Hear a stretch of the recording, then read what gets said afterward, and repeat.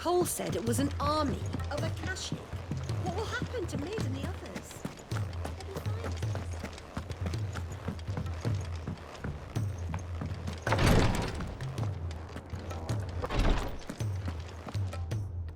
Well, Taya, Rodriguez's worried about you.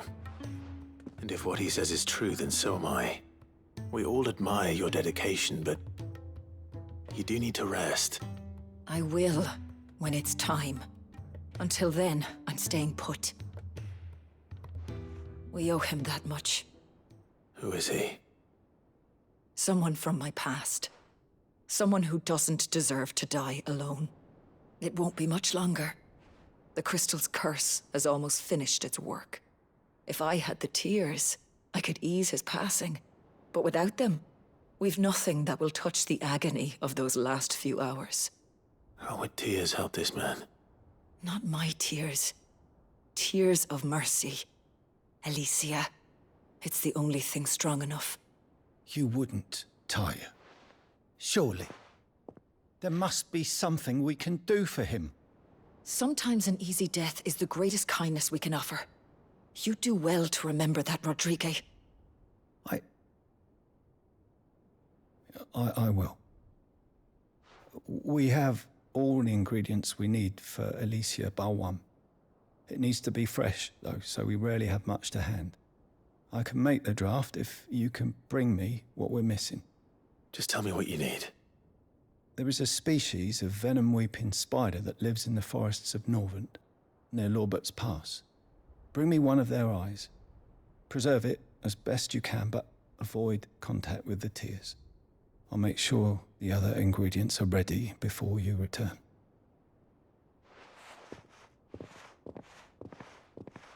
Thank you, Clive. I won't forget this.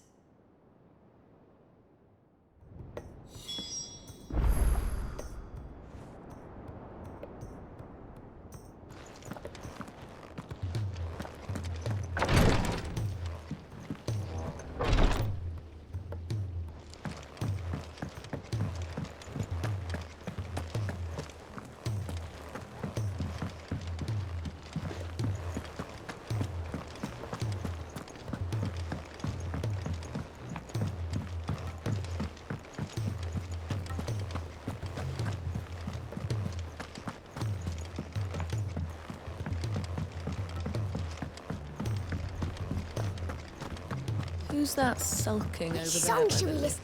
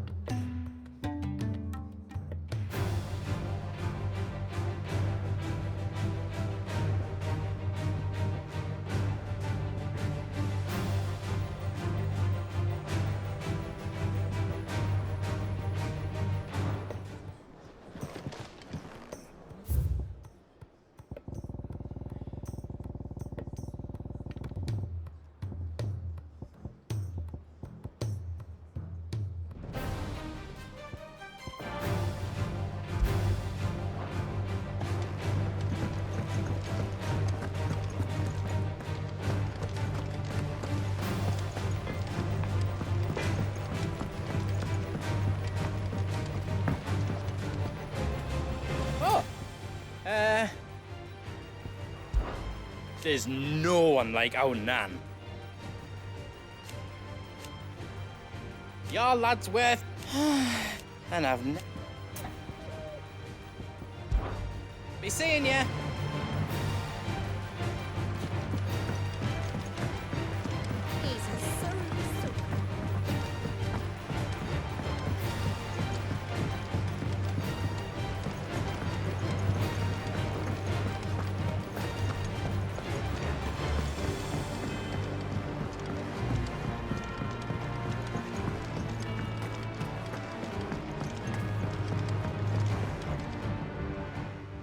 Sid, do you recall the flowers I had you bring back to the yard?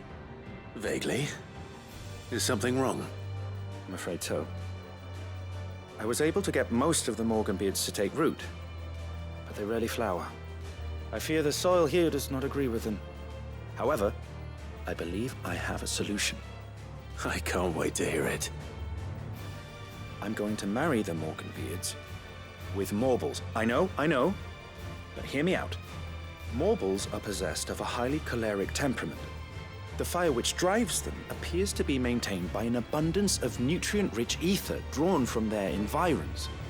I believe that by grafting a Morble vine to a Morganbeard, the appendage's wealth of vigor-inducing nutrients might well stimulate the flower to bloom. The endeavor, I assure you, is scientifically sound. I simply need a vine to prove the theory.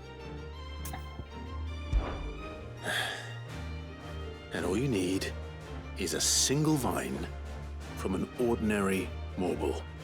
That is correct. A single vine. As for the Morble, I fear ordinary may not suffice. But, as luck would have it, why... How timely. Well,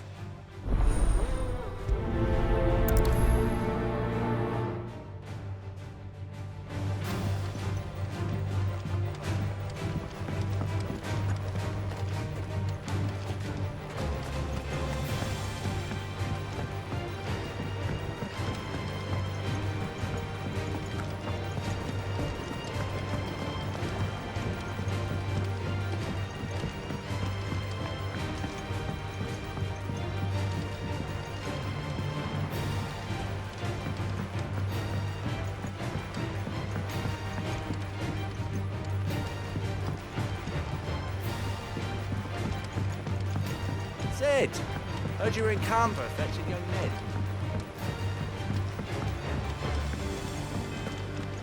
Miss Shirley, how can we learn to be clever like Miss Menegal? If Amber and the Lazarus are gone,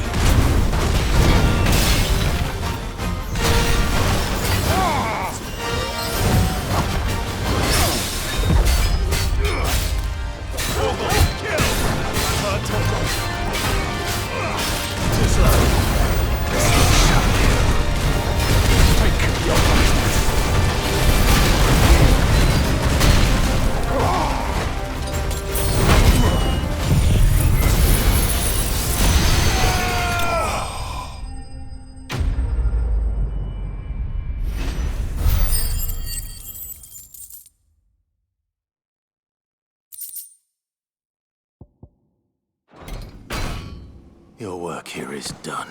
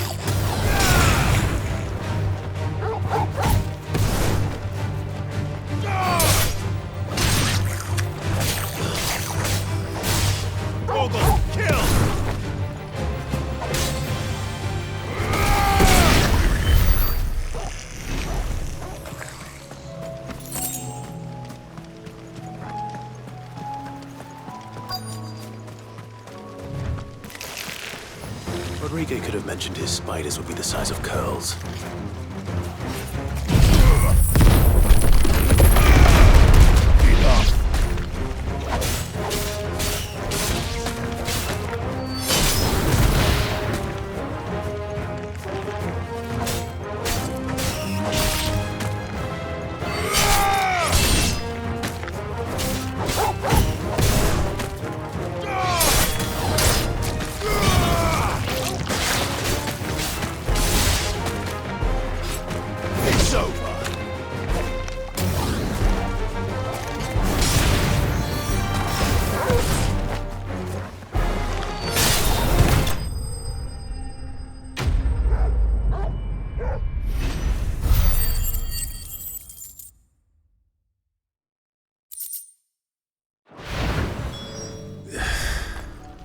Hopefully one won't be enough.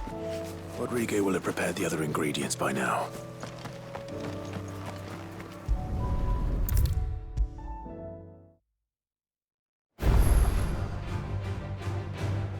Thank goodness you're back. Taya looks like she's about to collapse. Is this what you needed?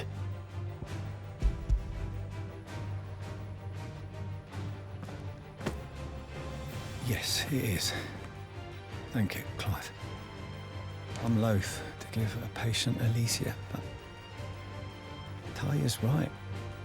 Sometimes it's all we can do. A single dose dulls even the most agonizing pain, and all other sensation with it. It may be a gentle way to die, but it is death nonetheless.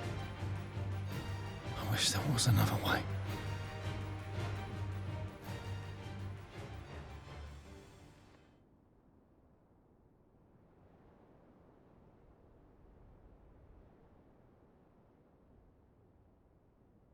How are you feeling?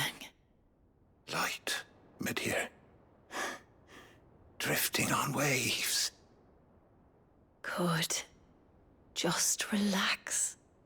Let the waves carry you to a better place. Thank you, Daya. I'm so proud of you.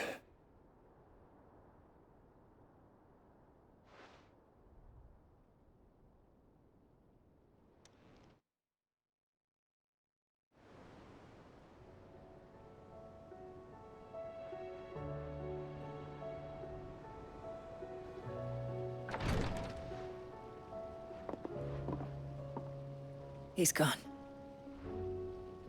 Thank you, Rodrigue. And you, Clive? I'll see that he's properly laid to rest.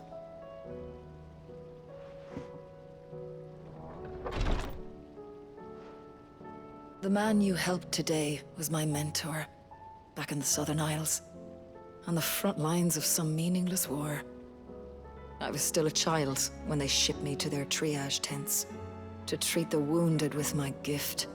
But in such blighted lands, I was next to useless.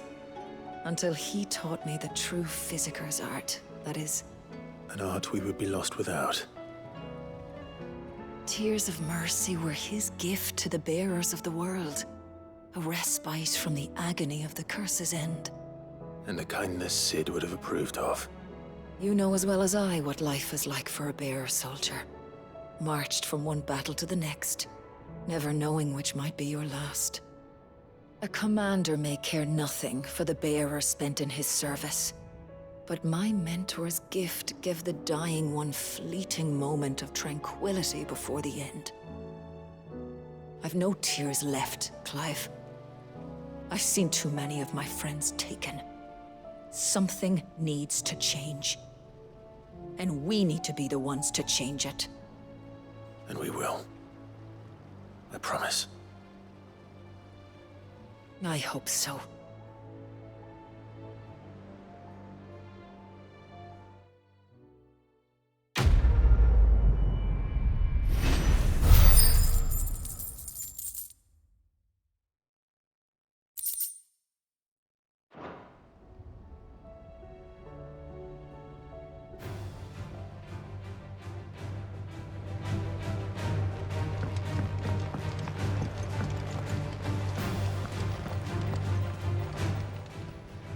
How may I help you today, Clive? Is everything we've received and everything promised? You earned this. Best of luck out there, Sid.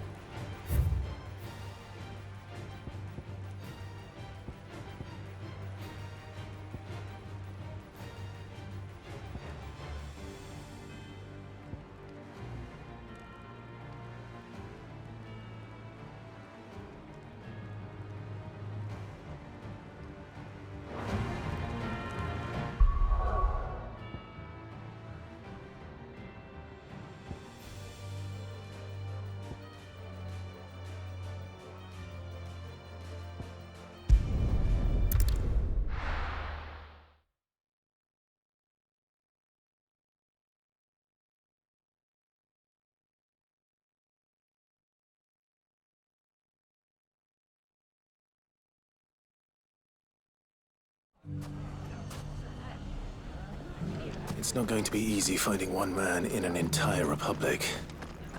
Let's hope someone here's seen something. Fascinating.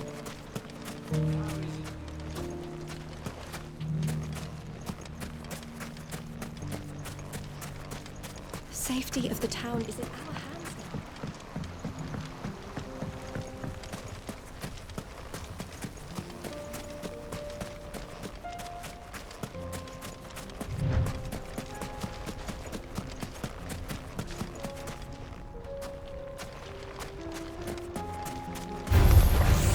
Easy.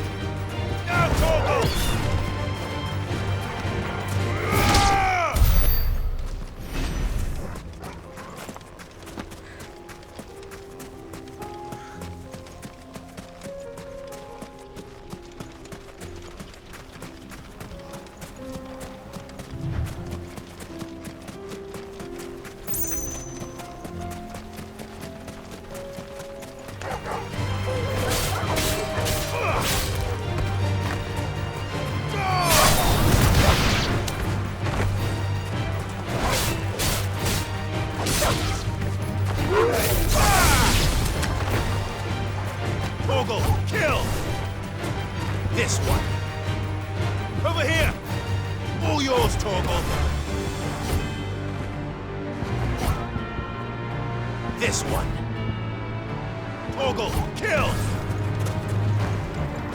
All yours, Torgal.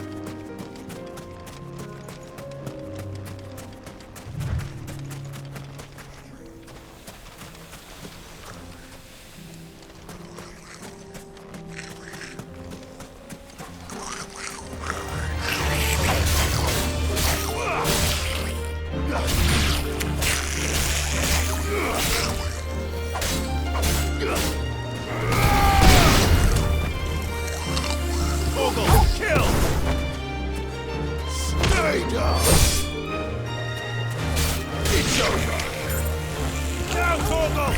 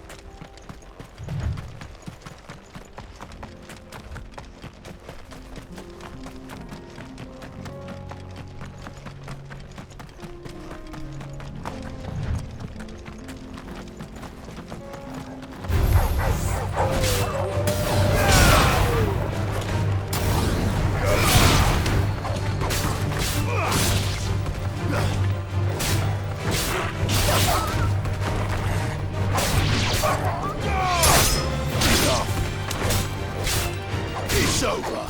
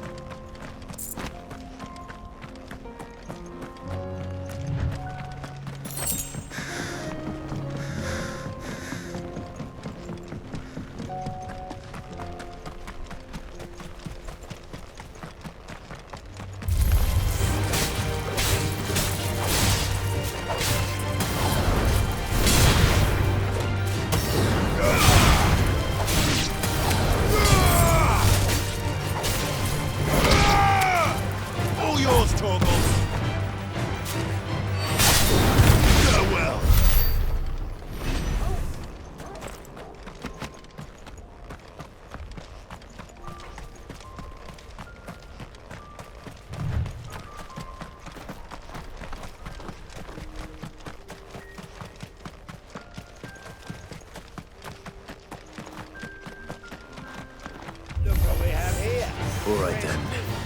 Let's get this over with.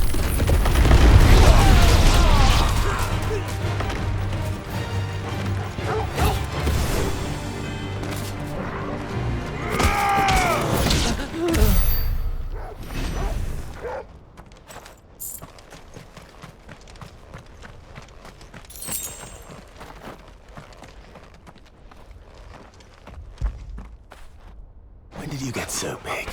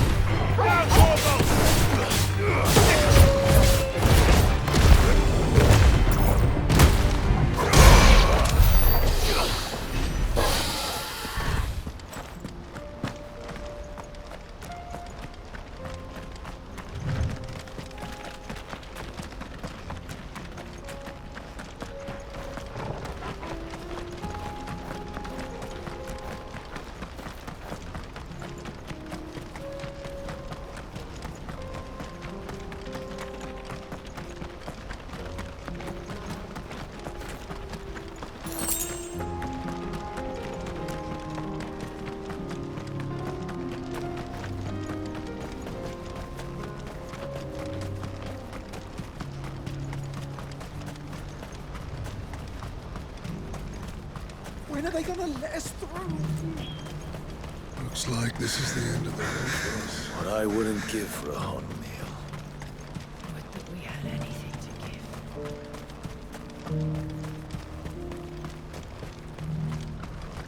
What's happened? Can't get right on, Benny.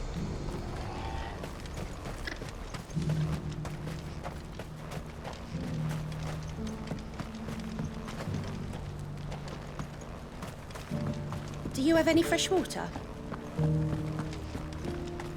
Has this wine turned? Or is it my stomach? Taste.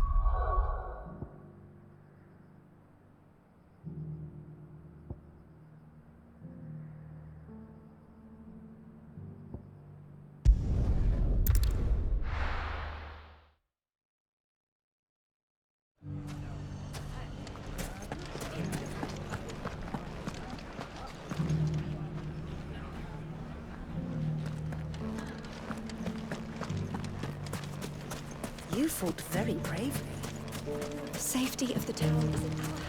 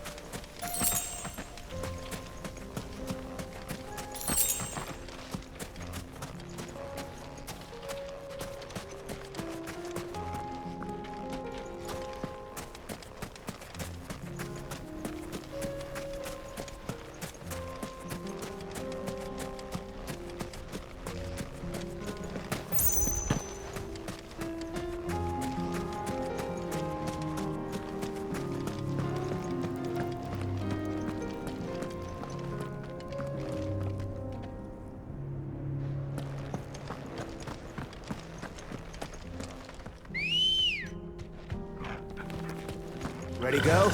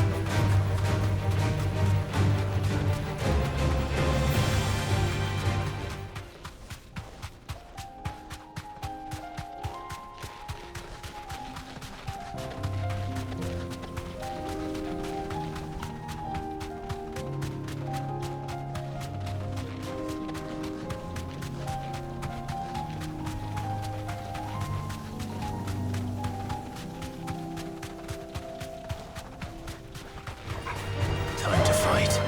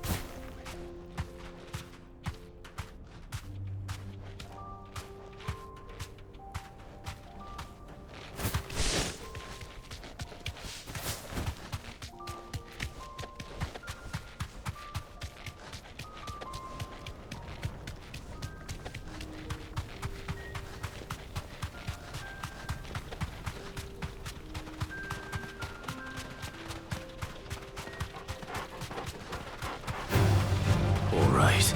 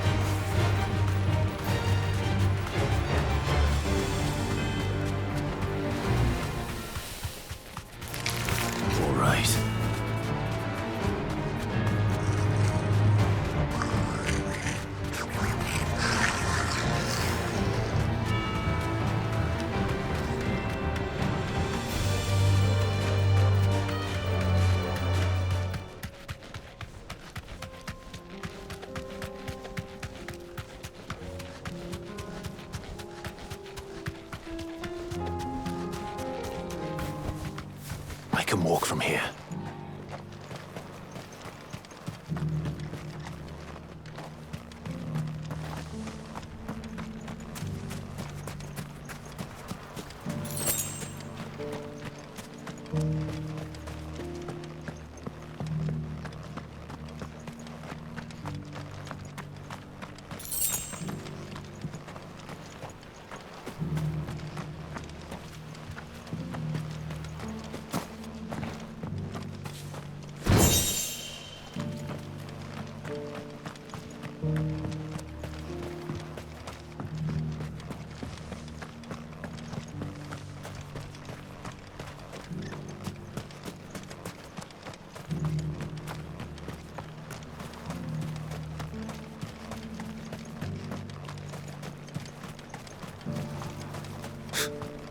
This one's in a better state than my house.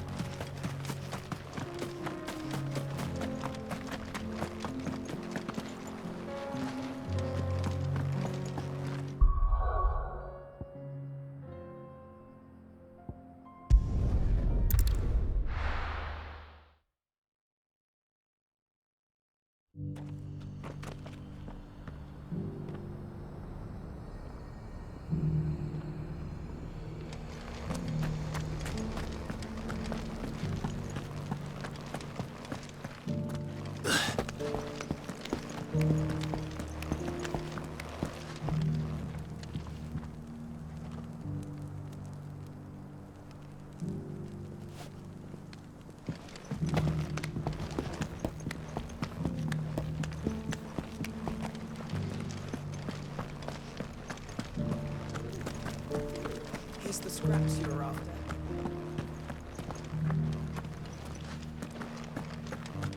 Have you noticed the Elder has been coughing less of late? Yes.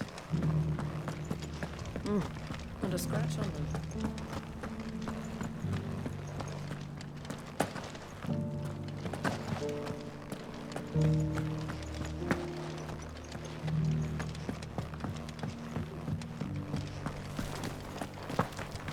Why won't the sky go back to how it was?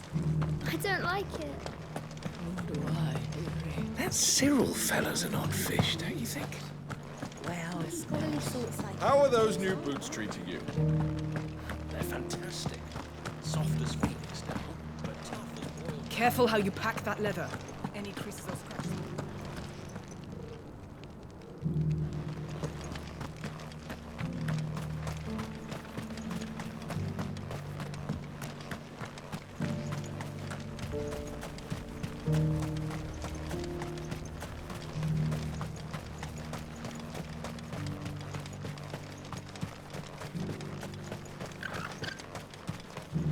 The free cities under sea.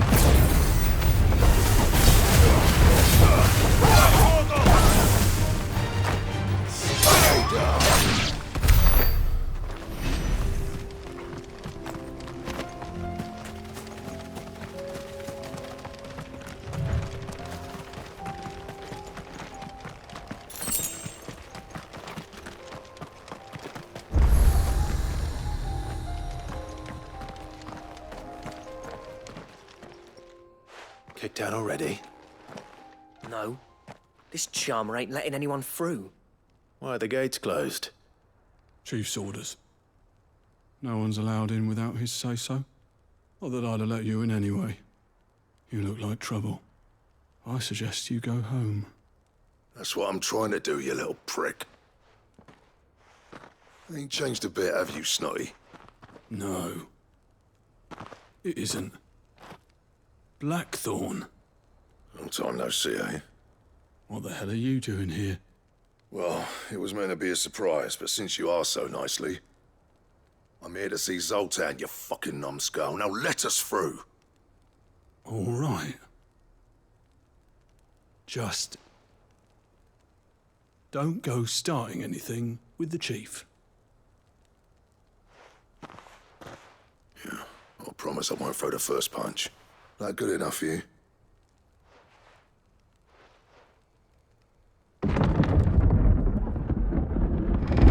Go on then. Much obliged.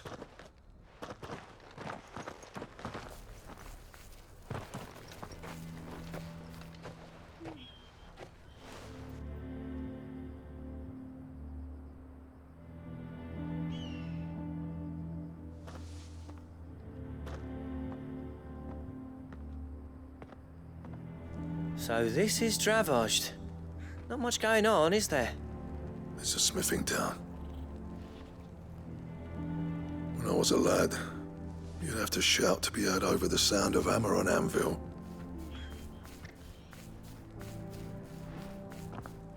Clive, you're good with people. You speak to Zoltan. Hey, you ain't backing out now, are you? There's a river of bad blood between me and the chief. But if someone can build me a bridge, then I'll cross it. All right. I'll see what I can do. I appreciate it. He'll be near the forge on the hill. It was our master's. He'd have inherited it when I left. The forge on the hill. Good luck.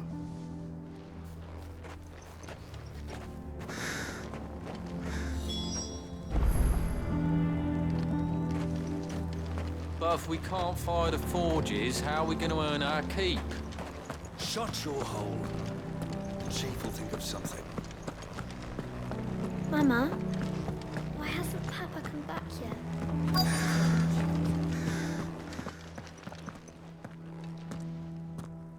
Hotter! Hotter, damn it! Those miserable flames wouldn't melt butter, let alone iron. Pardon the intrusion. I'm looking for the chief. That'd be me. It's a pleasure to meet you. I'll bet it is. Keep the gates closed, I tell him. Well done, Snotty. You're not welcome here. Get out. Before things turn nasty. Blackthorn's here. What did you say? He's traveled a long way to see you. Yes, has he? He's waiting. Down by the gates. Then I suggest you take him with you when you leave. Didn't you apprentice together? So what if we did? Fuck! We're getting nowhere. These bearers' flames are next to bloody useless. We're never going to be able to fire up the forges unless we can find some new crystals. I'm a busy man, as you can see, so do me a favor and piss off. Oh, and if you're struggling to find your way out, ask Blackthorn. That prick knows exactly where the exit is. He's not wanted here, and neither are you. All right. I'm going.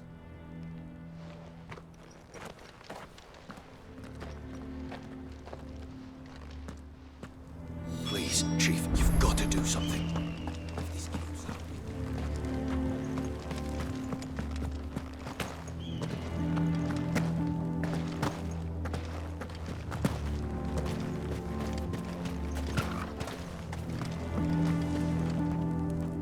Let me guess. Zoltan told you to piss off. As a personal favor to him, yes.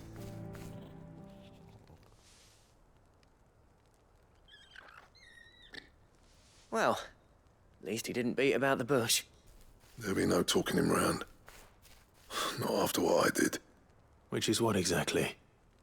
If we're to help, we need to know. What turned the village against you? I left. Dravozd.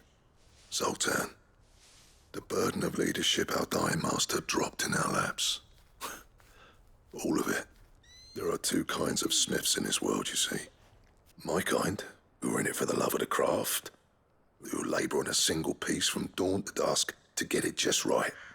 And the other kind, who are in it for different reasons. People like Zoltan, whose work is quick and cheap. The kind of smiths who shit out a few hundred blades, reap the profit, and divvy it out among themselves. There wasn't a single day we weren't at each other's throats. And bit by bit, people started taking sides. You would have torn Dravozd in half had it gone on. So, I left. You didn't have to do that. Zoltan's a better chief than I would have been. His way of doing things kept food on people's tables. Dravozd prospered without me and my lofty ideals getting in the road. Until the crystals run out at any rate. Without magic to fire the furnaces, this place is as good as dead. It depends on how you look at it, though. There's got to be other ways of making fire. We manage it in the Deadlands. Thanks to Sid's ingenuity, yeah. He saw all of this coming. Knew crystals were the problem, not the solution. And spent years coming up with ways of doing without. You know what I mean, though, right? Where there's a will, there's a way. What I'm trying to say is that it's not your fault. You couldn't have predicted this. It doesn't matter whose fault it is. I don't want to be the greatest smith alive just because I happen to be the last. Clive. Dravozd won't last long without its furnaces. So, do you think it's time we shared Sid's bellows with the world?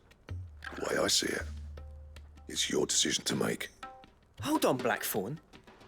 Sid made those things for us. They give us an edge over the rest. and you'd be throwing it away. All right. Do it. This place was your home. I won't abandon it to its fate. Sid's creations were never meant to be hoarded. It was only ever a matter of time before we shared them. Let this be another step on the road to freeing Valisthea from the prison of the Crystal's blessing. Dravost will show the world that it's possible. Wouldn't you agree, August? When you put it that way, of course. It's like hearing Sid speak from beyond the grave. Thank you, Clive. Shall I go and fetch the plans, then? I know I'm off by heart. I'll be needing some help, though. Building a furnace isn't exactly a one-man job. Do us a favour and round up anyone strong enough to lug a brick or two, would you, August? All right, then. And I've got a job for you too, Clive. Finding me some salamander skin. I need leather for the bellows and nothing else will withstand the heat. Luckily for us, salamanders feed out in the fields of Carava. Time for a spot of hunting, then.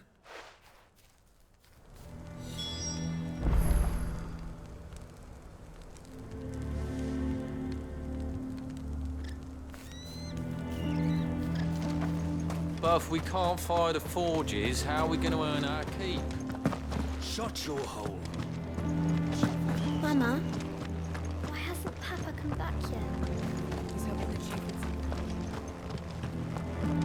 Bollocks. So Bearer's magic's no more use than the crystals. We could try making a bunch of them and do it at once. Chief, you've got to do something. If this keeps up, we'll be ruined.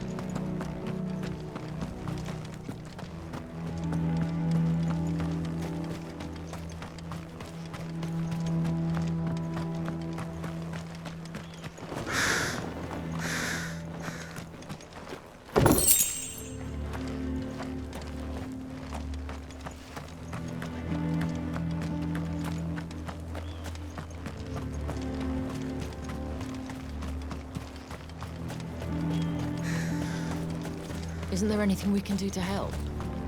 Doesn't seem fair to them. Sorry, but if none of you lot can smell ore anymore, we're gonna have to start looking for new finds. What's the point of mining this shit if no one can use it?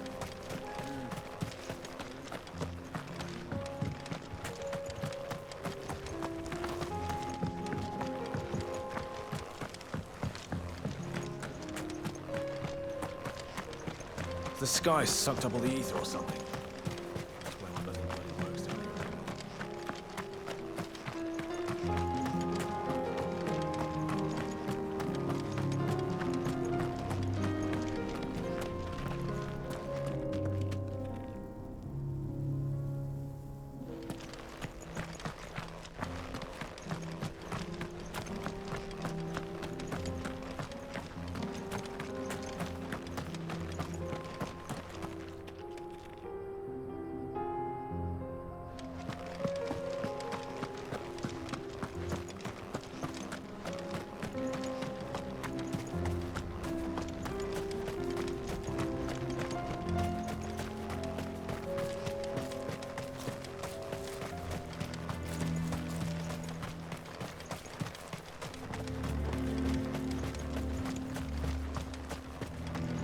Would you like to see my wares?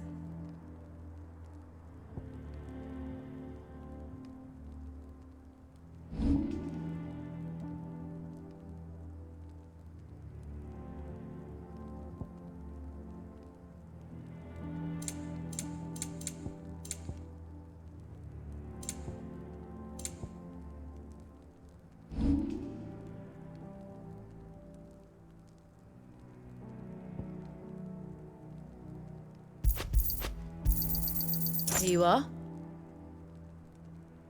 May we meet again. But if we can't fire the forges, how are we going to earn our keep? Shut your hole.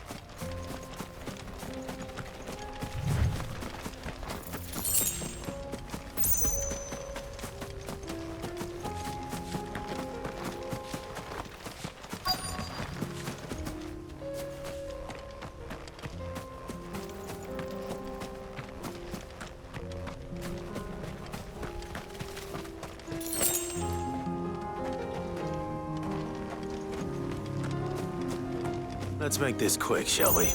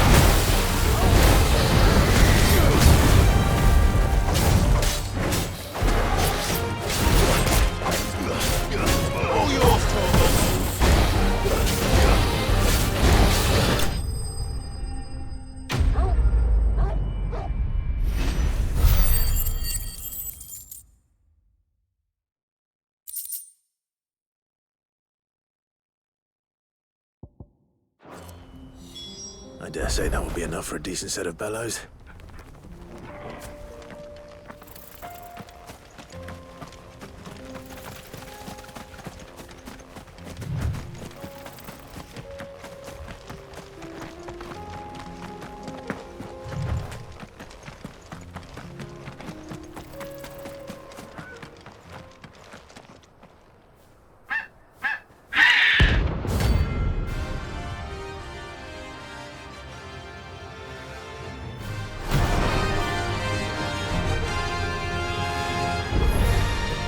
That's like no chocobo I've ever seen. Something tells me it won't be easily broken. Too slow.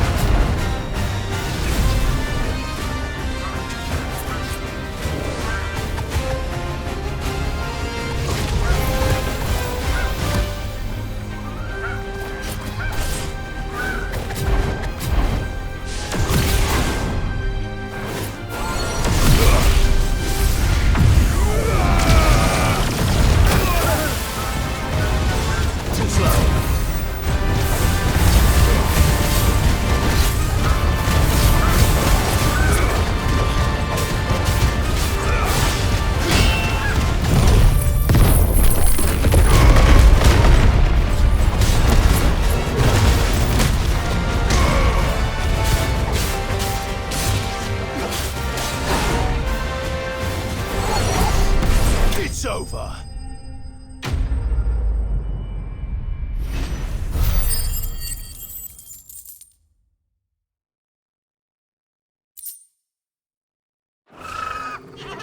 Poor beast. There was nothing I could do.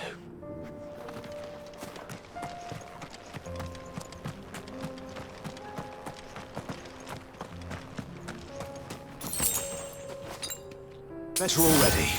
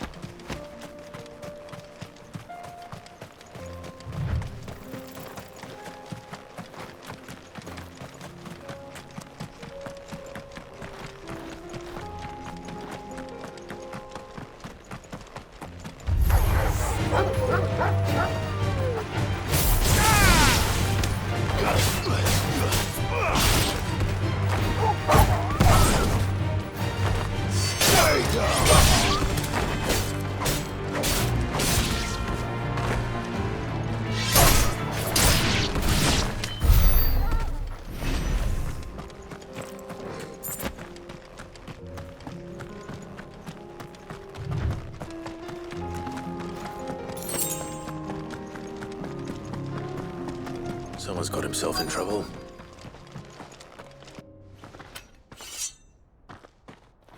I don't see your master here, so you can start by giving us all the coppers in your purse.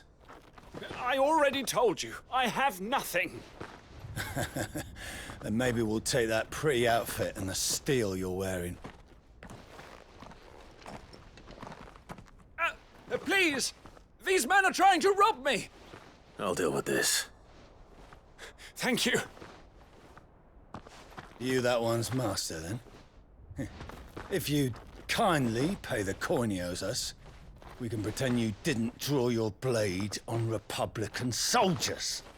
Or you can go back to your garrison and I won't report you to your captain. Oh, you're more than welcome to. He hasn't had many visitors since we slit his throat.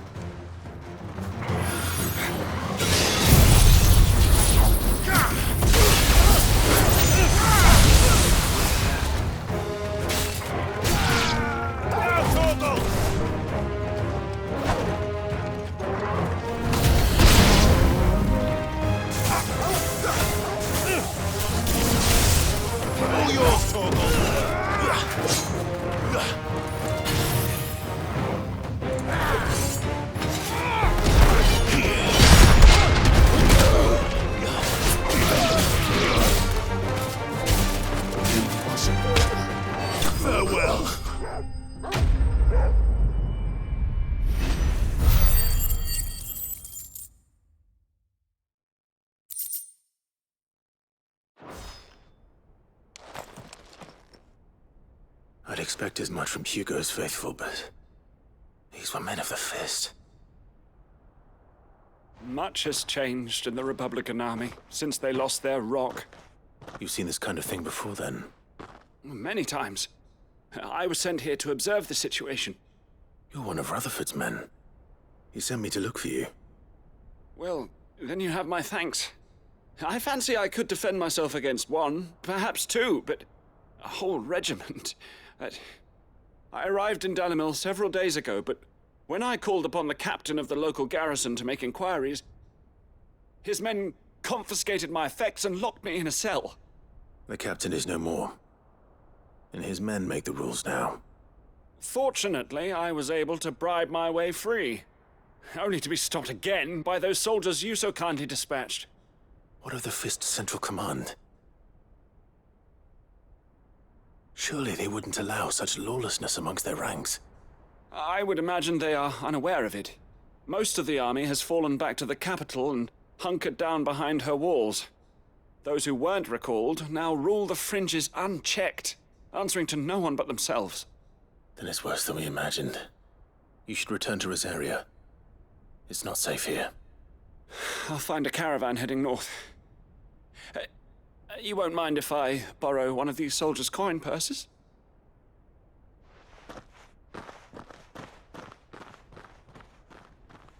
Not at all.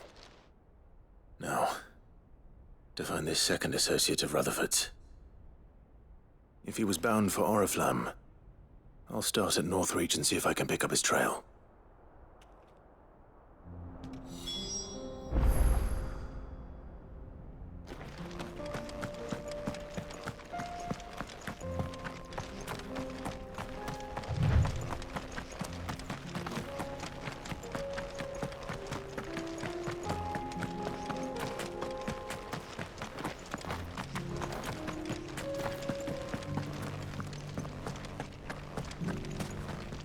Good day, my lord.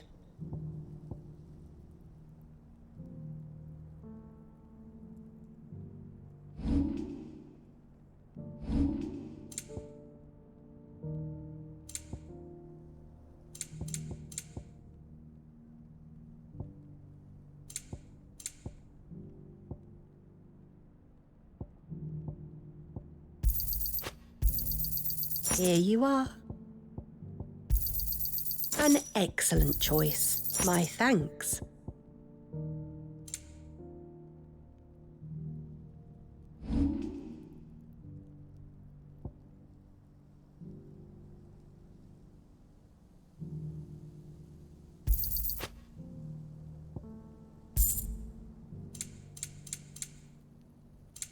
go with Gilbert.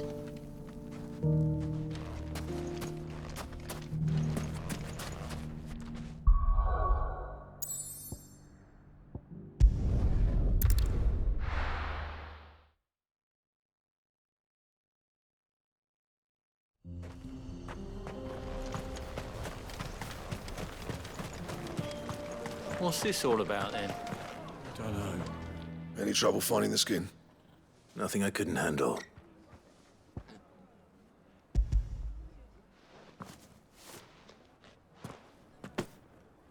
There should be plenty. Right then, time to put these louds to work.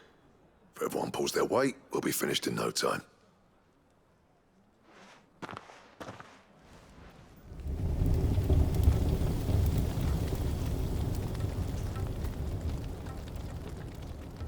Well, I'll be damned.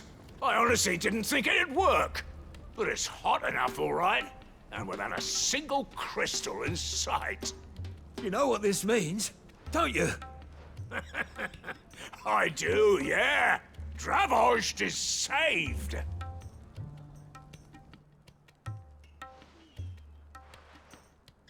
Sorry about earlier.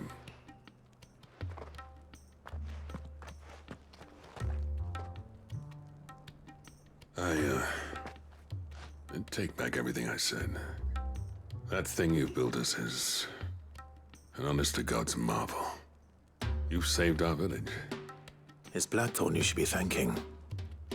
He oversaw the construction. Give this to him, would you? What is it? Pit coal cinders. After he left, I spent years trying to eke the most out of our forges. That there was my answer. Chuck it in the fire, and your forge will burn hotter for longer, which will do wonders for your steel. Our secret for yours. Only fair. I've always envied Blackthorn. Since the day I became chief, I spent every spare moment trying to match up to the bastard. No amount of sleepless nights at the Anvil will ever bridge that gap, though. He's a genius. Plain and simple.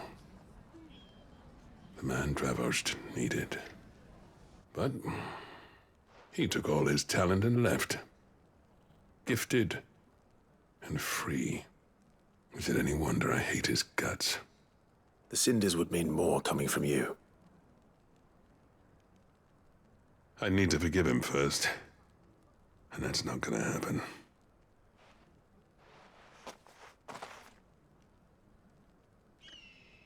Well, you know what they say.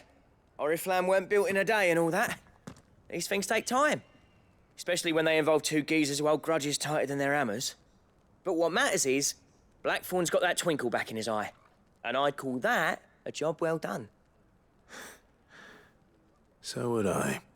I reckon he's gonna be at it a while yet, though, so why don't you head off without us? I'll see that the old git gets home safe and sound. See that you both do. I'll save the cinders till then. All right. It'll be a nice little surprise for him.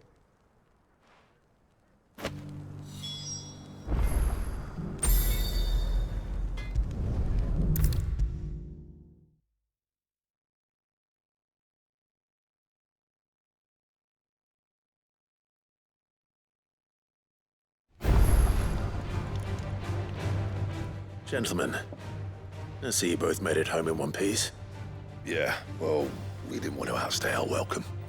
The whole village turned out for a go on the bellows after you left. Everyone except Zoltan has. Didn't see hide nor hair of him. Oh, but that reminds me. I have something for you.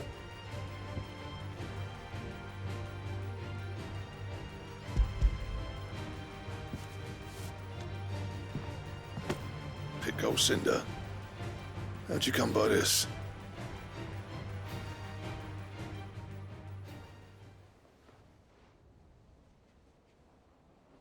And you're sure he wanted me to have it? I'm sure. He didn't say so, but I think he wants to forgive you. Huh. Imagine that. Yeah. You know I could never leave this place, don't you? Every time you put on mail, You and the Cursebreakers have trusted me with your lives. There's no greater honor for a smith than that. I'm not about to go crawling back to Zoltan for forgiveness, but I will make good use of his cinder. And if that helps save even a single life, then he'll have my gratitude. What was it you said he called me? Huh? A genius? And he spent sleepless night trying to copy me, did he? Sounds like I better get to work. I've got a reputation to uphold. It's good to see you back on form, Blackthorn. I don't know how you pair put up with me sometimes, but I'm grateful all the same. Now, where was I? Oh yeah, about to put Zoltan back in his place.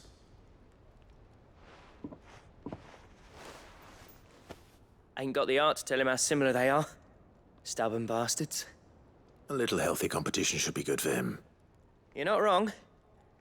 Still, it's a shame him and Zoltan couldn't let bygones be bygones. No use grumbling about it now, though. Blackthorn's happy. Or as near to happy as he gets. And that's good enough for me.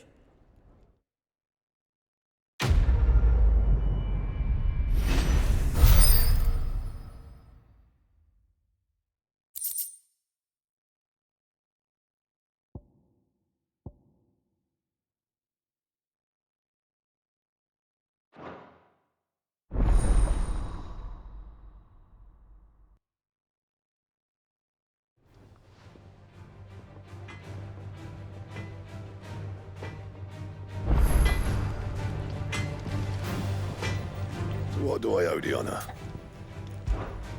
What do you want?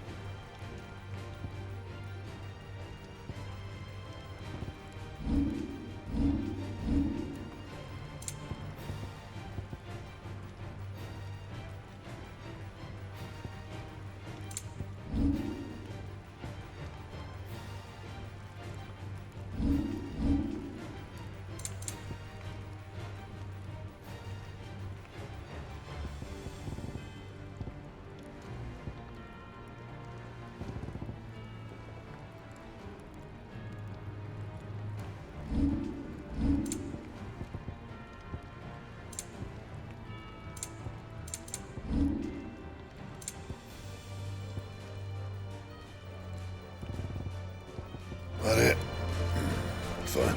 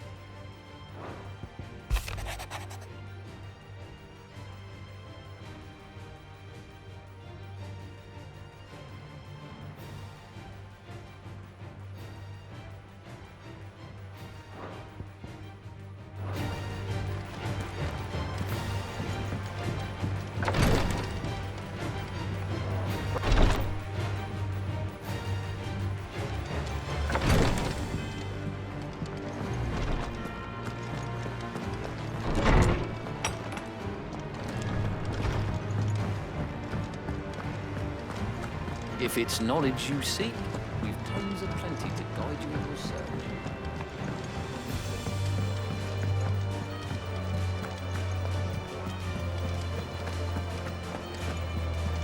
Cole said it was an army of Akashi. What will happen to me?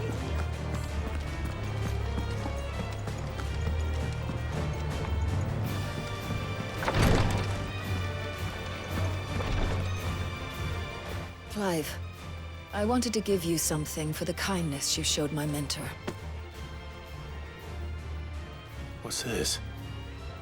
A chest of all the medicines you're ever likely to need. Seeing as you're so reluctant to come to the infirmary, I thought you might as well take a part of the infirmary with you. I'm sure it will be very helpful indeed. And Taya, try not to work too hard. And work Rodrigue all the harder, you mean? He's a quick study, but he's got a long way to go yet. I'll take that particular piece of advice when you heed it yourself, thank you very much. Besides, who else is going to see that your brother takes his medicine? Who indeed?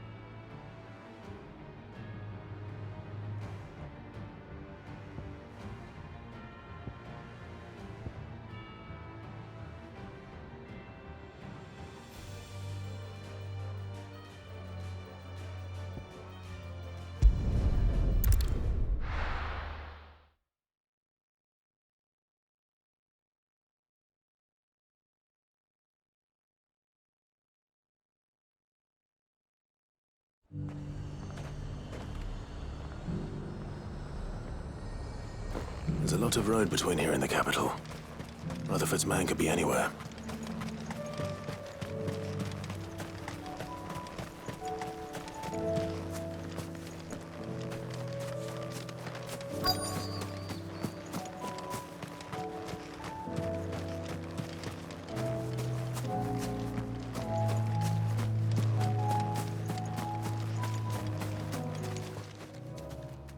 What happened here?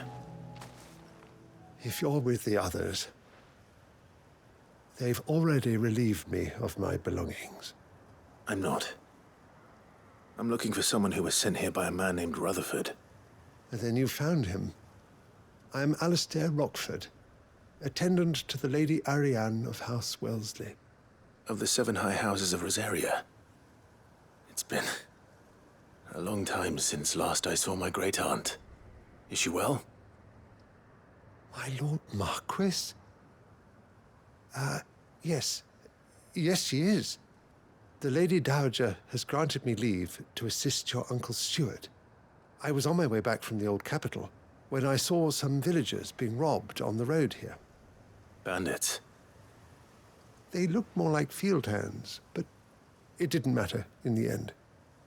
I did what I could to help the victims, but all it earned me was a pommel to the temple.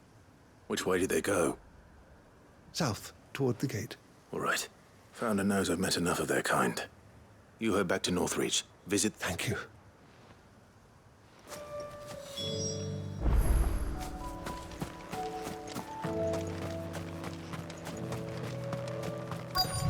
They just couldn't resist, could they?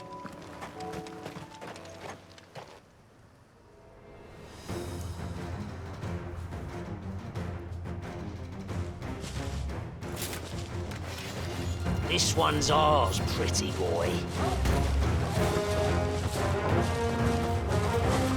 All yours, Torgal!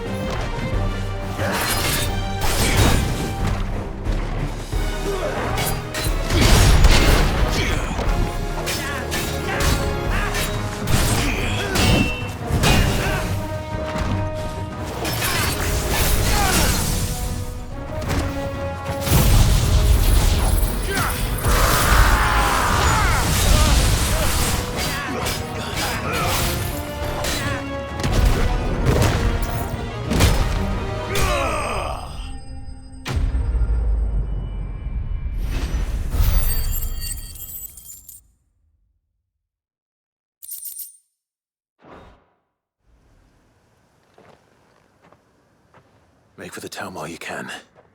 There may be more bandits nearby. You don't need to tell me twice. Many thanks, traveler. This looks to be all of them. I thought I told you to make for the Vale. And stand by as ill might befall the heir to the ducal throne. It's just Clive, and I'm fine. Which is more than can be said for you. I will survive. Strange that the garrison wouldn't intervene in such a brazen attack so close to their gates. The garrison have their hands full inside the city. Some days they don't even send out patrols. There are few hands left to work the fields, and even fewer to transport the grain.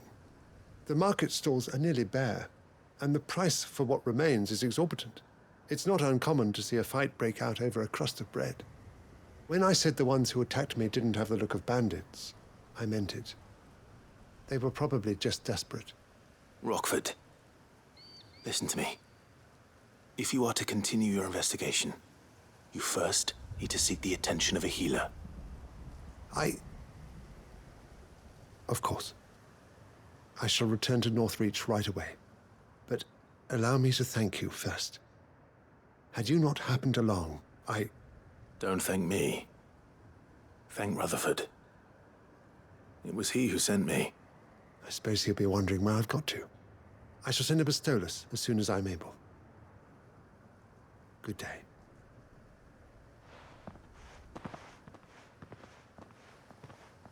My uncle certainly has his work cut out for him. If it isn't already too late.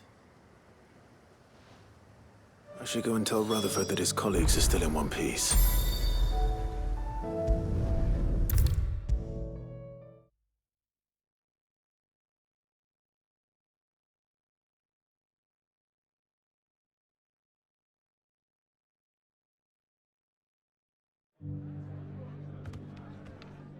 I see you're still here. The Rest's location affords a constant flow of traders, and with it, a constant flow of information. Speaking of which, I received word from both my associates. They have resumed their investigations, thanks to you. I only happened to be in the right place at the right time. They both seem to think the realm's prospects rather grim. I am afraid that grim would be putting it lightly. Storm is in crisis, and if we are to free her, we must work quickly. And we must work together. Such is your Lord Uncle's wish.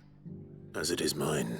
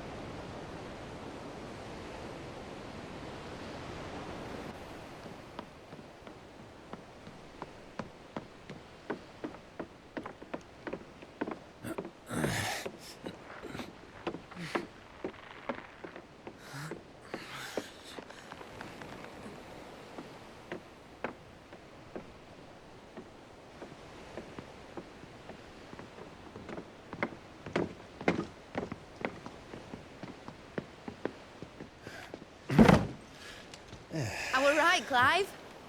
My dad had it all worked out. He'd be proud of you, Mid. His writings may have helped, but this achievement is all yours.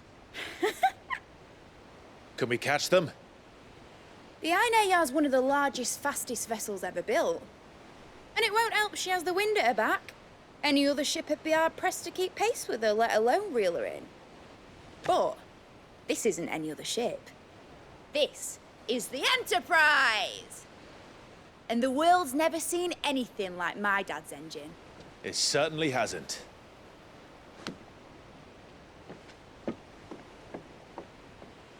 Clive, What do you know of Barnabas Tharm? Only what the bards sing. That he sailed to Ash from southern lands. That it was his mastery of the blade which won him the throne. And that his sword, Odin's sword, can sever the very threads of creation. But don't lose any sleep over a last tilt. We'll do what we must to survive. What we must? The light! I thought this cove was meant to be hidden.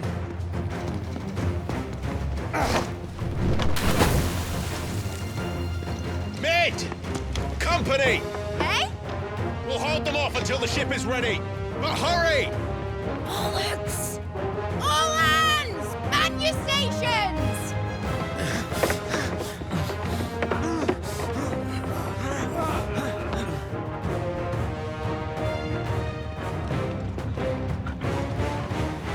Everyone with me?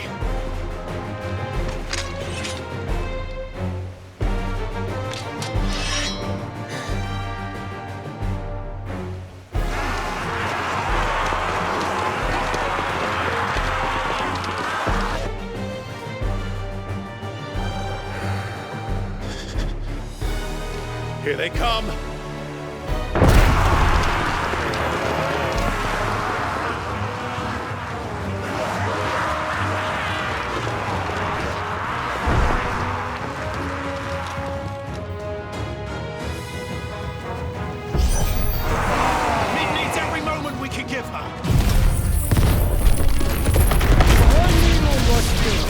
I'll take care of these fuckers.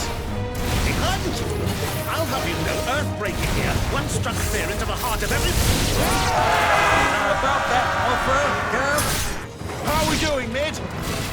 I thought you said that ship was fast! Yes!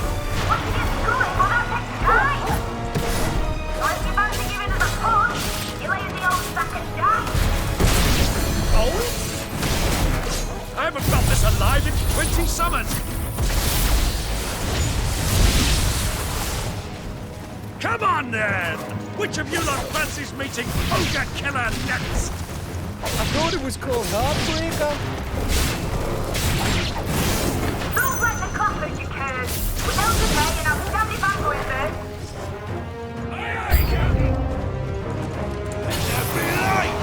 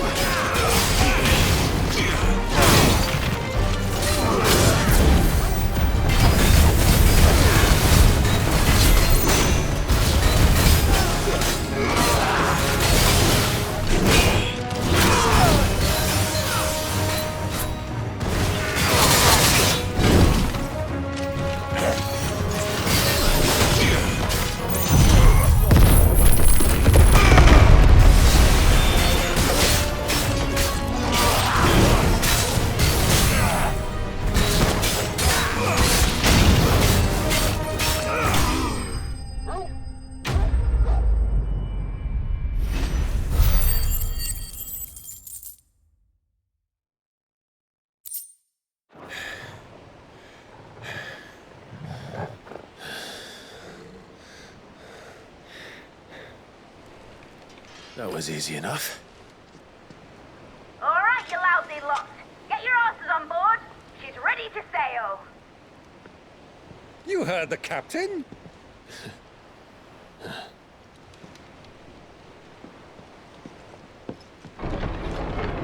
Clive?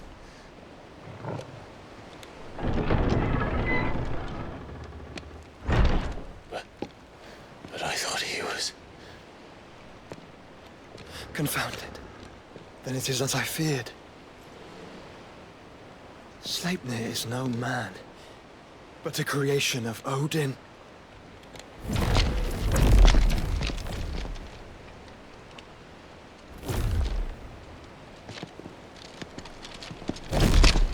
Phoenix's fiery fundament.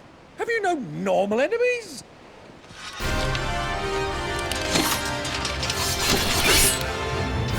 Up for another round? Of course we are. Right, Lord Rosfield? My boy, there was a time people called me the Executioner. Those are my eyes.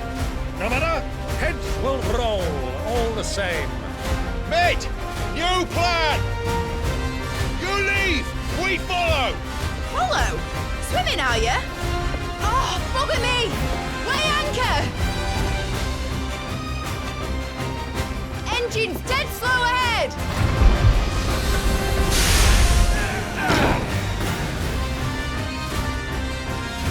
Have care, my friends.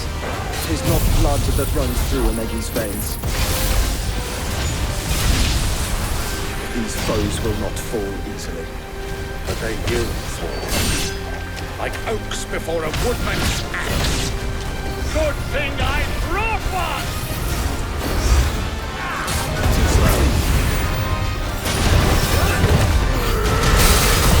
How long are we meant to keep this on? As long as it takes. Unless you have a better one. Well, I've already killed at least 5 of the bastards. Fuck it. Let's do the lot.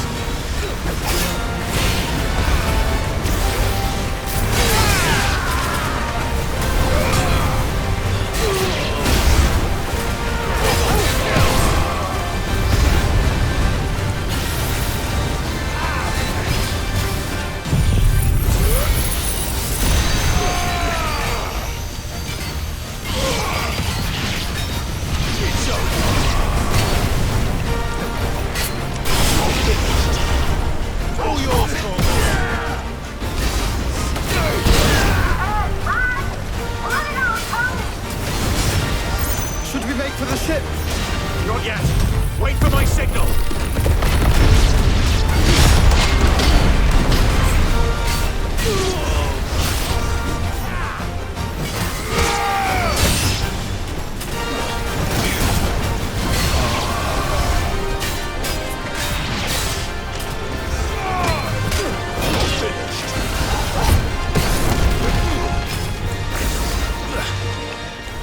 In your own time, Clive!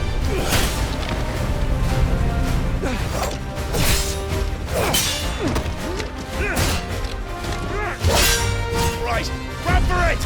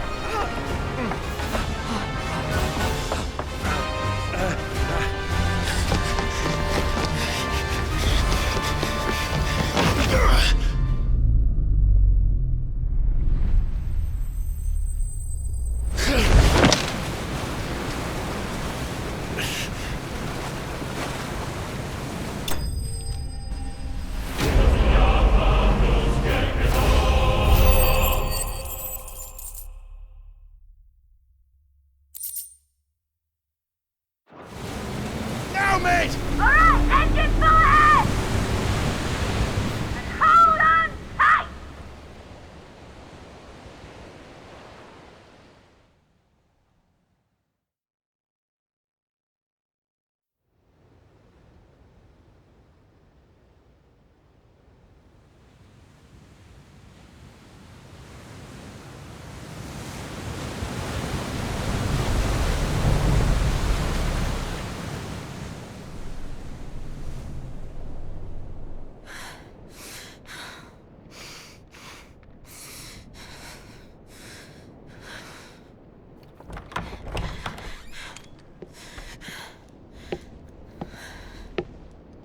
What do you want?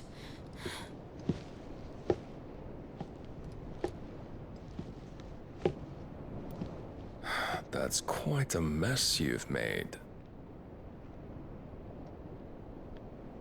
and wholly unnecessary. You are my offering to Mythos. I would not see you damaged.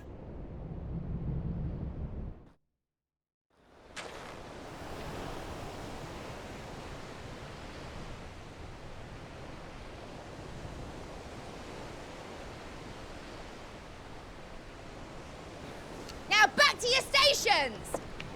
Every bell spent treading water puts another league between us and the galleon.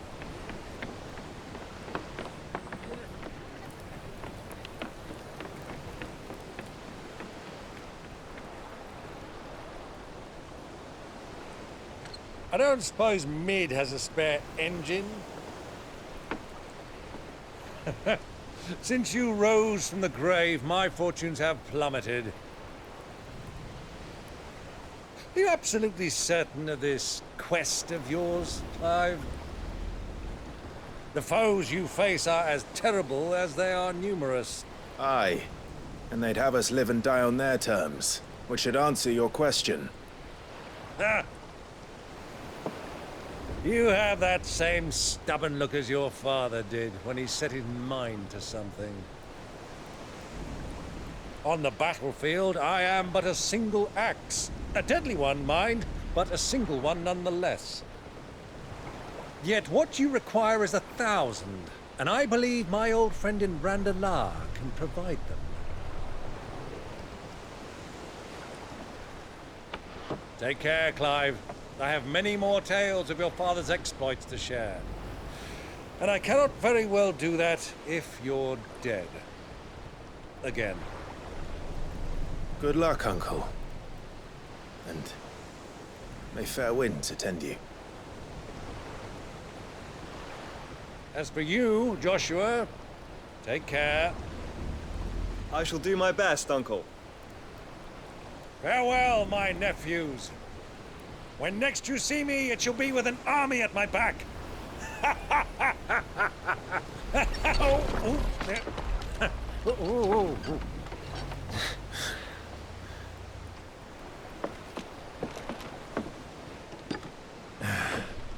Cheerio!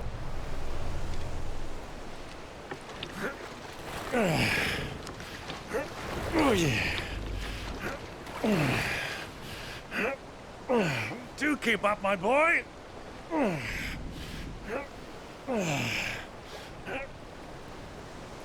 Well, you can't have him showing us up now, can we? We would never hear the end of it.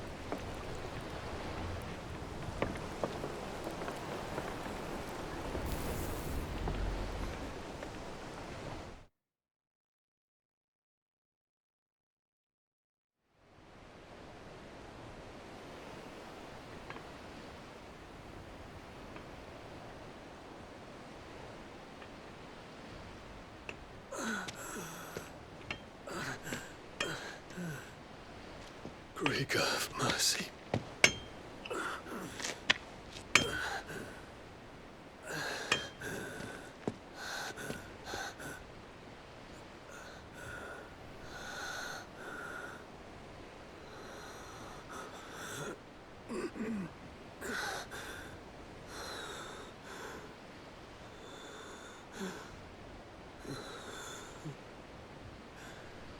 All this.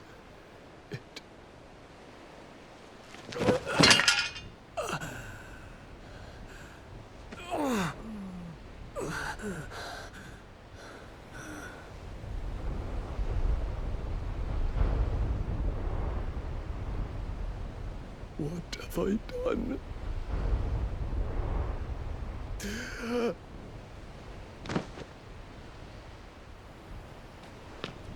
My lord.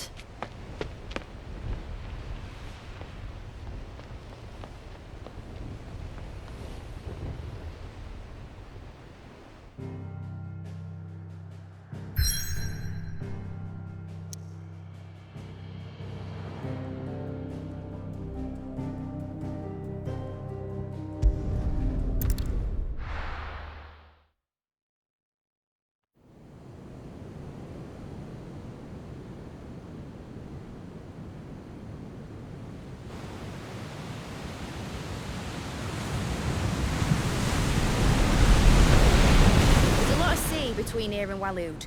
But any ship heading north has to round Zemeckis and put through the Narrow.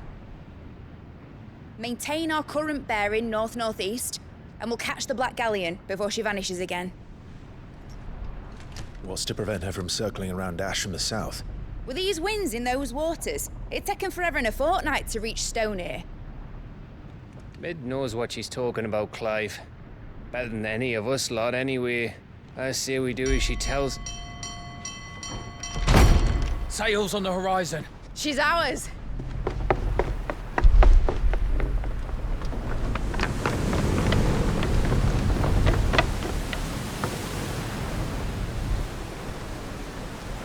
Look alive, boys! Full ahead! And keep those furnaces fed! Aye, aye! Do you feel that? Jill. All hands! Battle stations!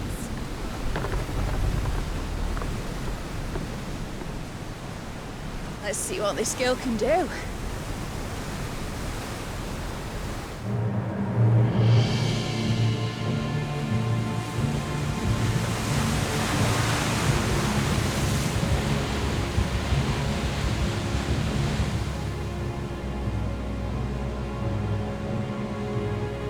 Where one leads, so does the other follow. The bond of consciousness which joins them, condemning both to the same fate. Yet my every attempt to strike it from their hearts serves only to tighten its hold.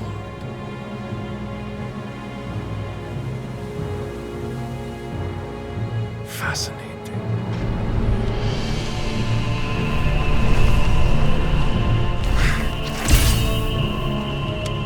But then, there is naught my blade cannot sever.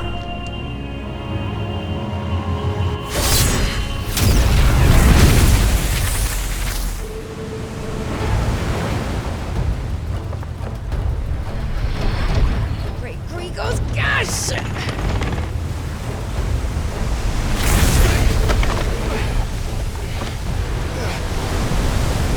Barnabas. Hard port! Heads down, you brutes! And brace for impact!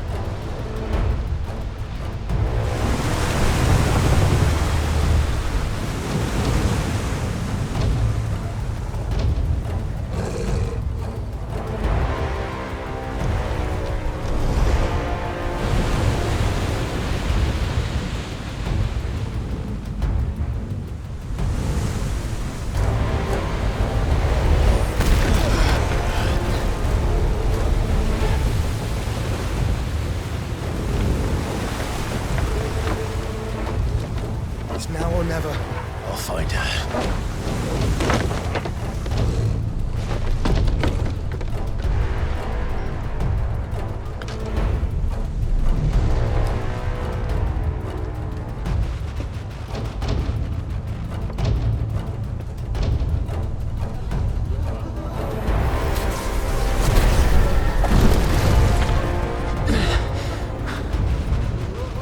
Bloody hell!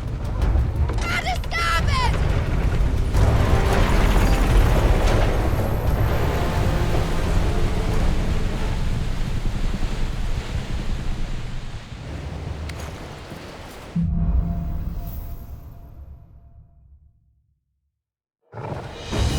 Where did you hide her, Barnabas?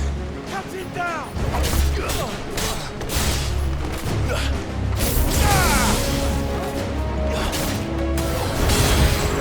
All yours, Torgal!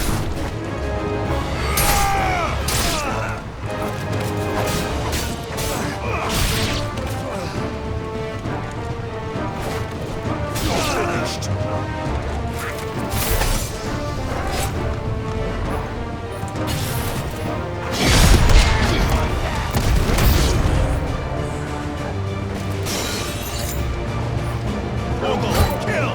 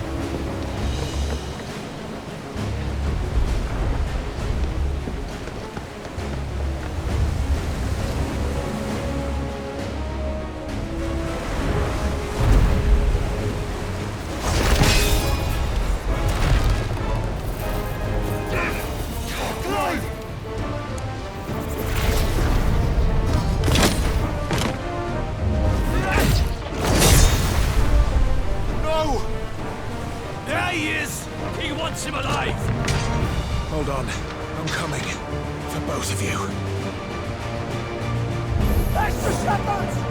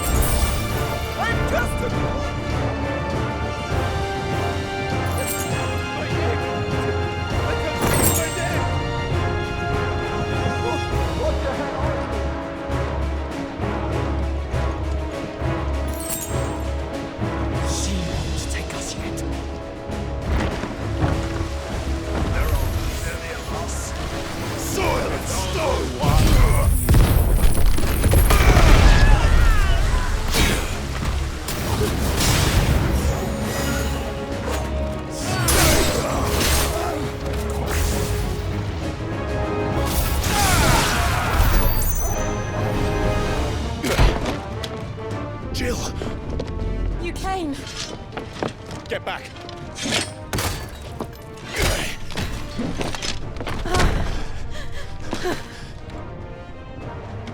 Clive, how did you... I'll explain later. Hands.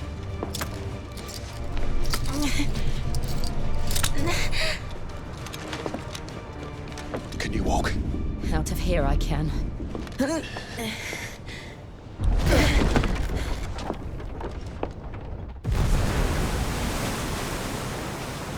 Stand still!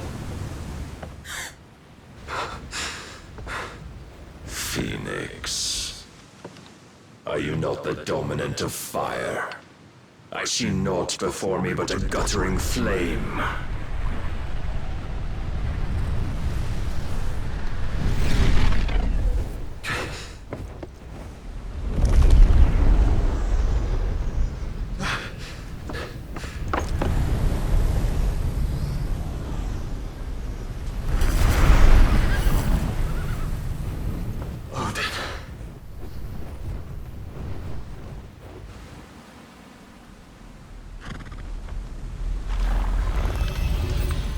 in earnest then.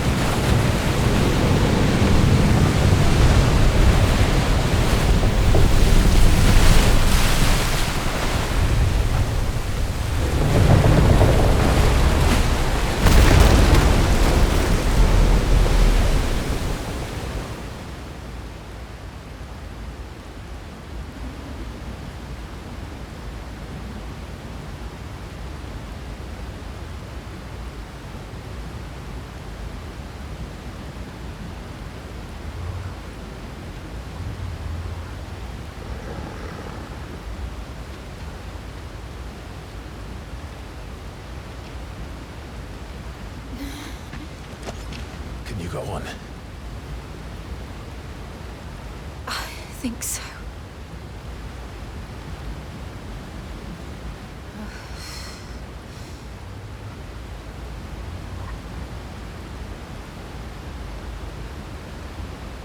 But to where?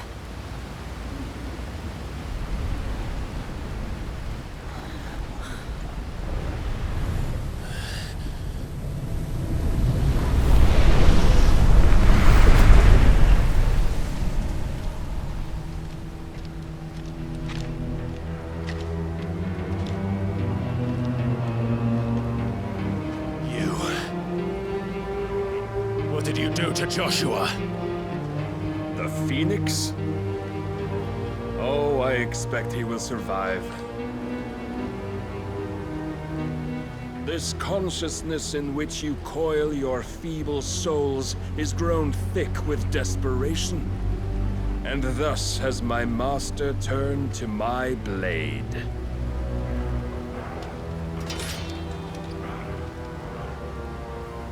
The world will soon be painted in black, and all that live shall gather in death's autumn wake. Not if we remove the cause of this misery. Not if we destroy the last of the Mother Crystals and restore balance to the world. Come.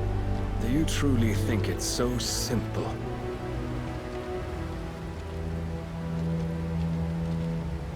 The blight is inevitable. Not even the Almighty might stop its endless march. Your efforts will avail us naught. Naught, that is, but suffering. You must embrace the truth, Mythos. Accept your place with the Lord. Keep it. As long as there's a chance, there's a choice.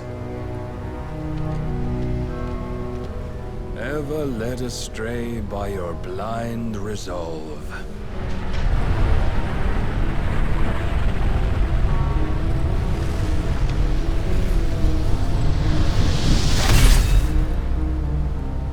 Now, it is time you learn the inevitability of your divine fate. However much it may hurt. Get as far away as you can. Clive, no! Trust me, Jill.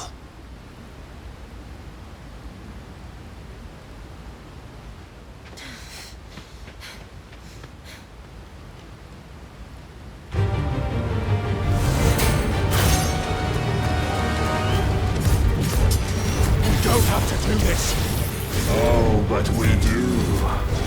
If only to remind you of your duty. Rise with us.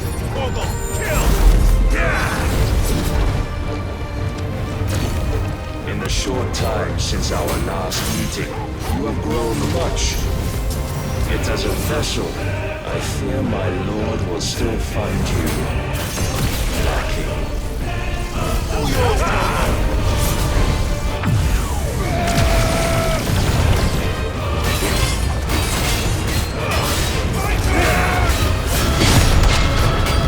All this fire and fury, for what? Stopping the light? A foolish notion fed to you by a foolish man. How dare you? You know I have seen enough. If reason cannot sway you, there are other means of persuasion that might.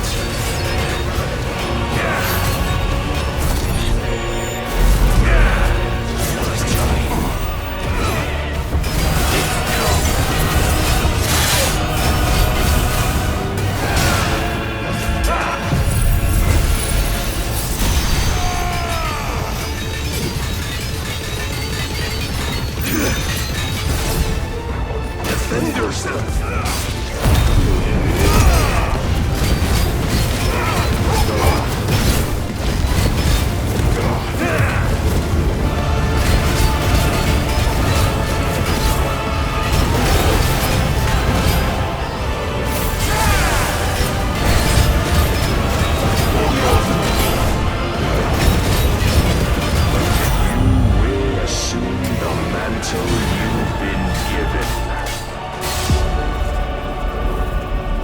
Thus is the light of hope severed.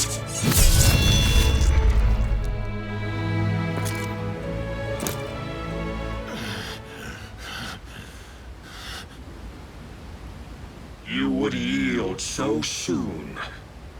Never. Clive!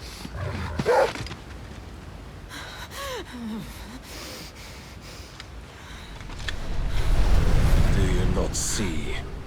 Your iron will weighs you down, dragging you ever further from your purpose. And what is my purpose? Mythos. Who are we? What are the dominants? The breath of the Creator still warm on our lips. We carry his light that we might guide the masses in his name. We are but mighty acts of God. We are more than that! You would be nothing without what he has granted you. The power we wield is his, and yet every time we draw upon it, it wears away at our very being. It breaks us, it unmakes us, that its immaculate aspect might reveal itself. The Eikon. It is too much for even his chosen few. Apart from you, Mythos. You wield the might of many, yet your body does not answer for its avarice. What are you saying? What I am saying is that we dominants are a means to an end. We were created for you, that you might drink deep of our strength and thereby fulfill your divine purpose. Which is? To feed. As you would know, could you only look beyond the walls of your prison of self-regard. As long as you choose to ignore this, you shall never penetrate my defenses. Still, you may take solace in the fact that you are not alone in your plight. The chains of volition shackle all of mankind, but there is yet cause to rejoice.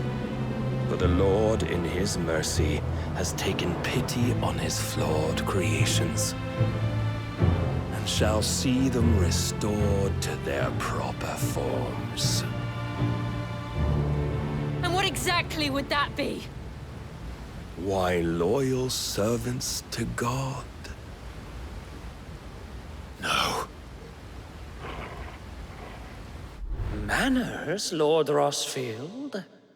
They are men, like you and me. albeit ones unburdened by the wills that drive our kind to madness. They are pure. They are divine. You mean to turn everyone Akashic? Not turn, Mythos. Turn back. For too long has mankind been led astray by their clamorous wills. It is time they return to a world of quiet equality, where they might once more know salvation. Salvation! And abandon everything we hold dear! We don't need your salvation. We'll save ourselves, and we'll do it on our own terms. Not yours. And not your gods! With every defiant expression of your will, the tighter the chains of consciousness become. But perhaps that fact may be put to use.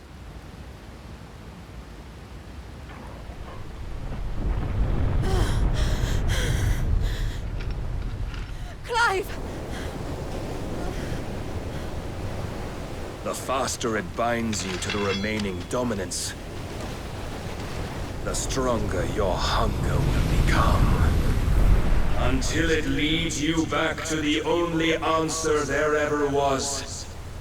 Mayhap not by the path my master intended, but back all the same.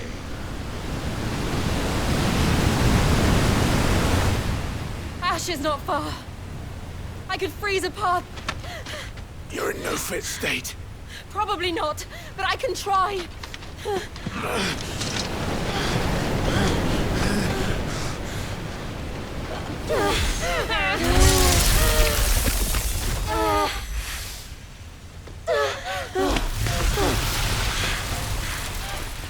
Don't look back!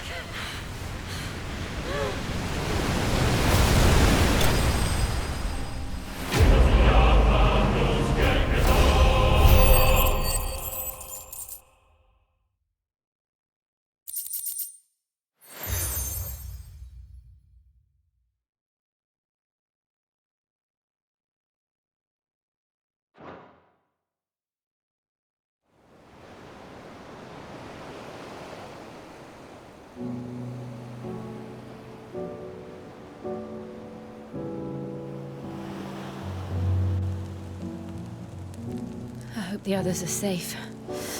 The Enterprise was clear of the gap when we fell. They made it, Jill. And they will have seen the ice where it led. We need only wait till dawn.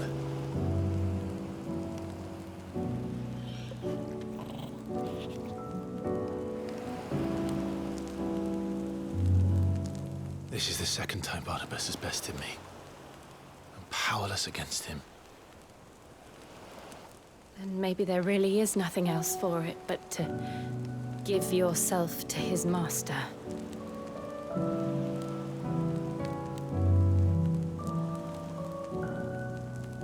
Only you won't do that. The Clive I know would never do that. So you believe? But do you really know me? If what Barnabas said was true, then I'm more monster than man. And each time I summon the flames from within, I burn away the things that make me who I am. Do you, though? Think of what you've used that power for, of all the people you've saved. It doesn't matter how or by whom it was granted, only how you choose to use it. And you've chosen to use it for good, haven't you? I've also used it to kill. What if that's my purpose? What if it's all I'm good for?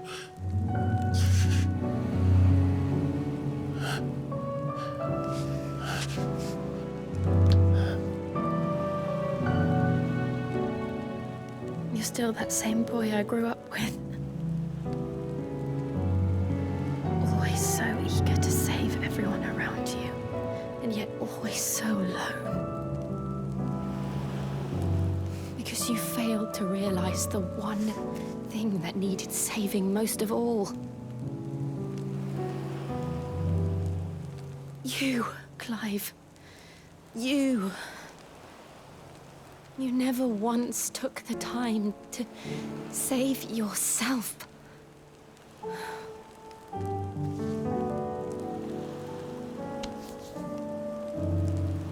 Myself. I think I might be beyond saving. No one is beyond saving, provided they want to be saved. You fight to survive. And you survive so that you may protect those you love.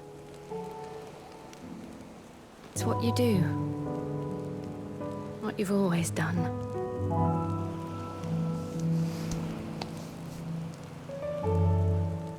And I know you're not about to change. So I'm going to help you. To give you what you need to protect us all.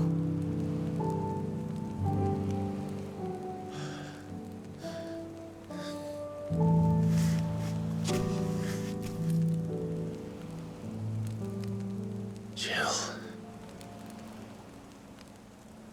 Are you sure?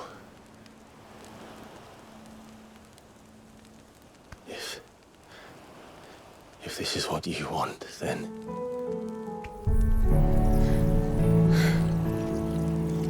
Don't worry, Clive. It is.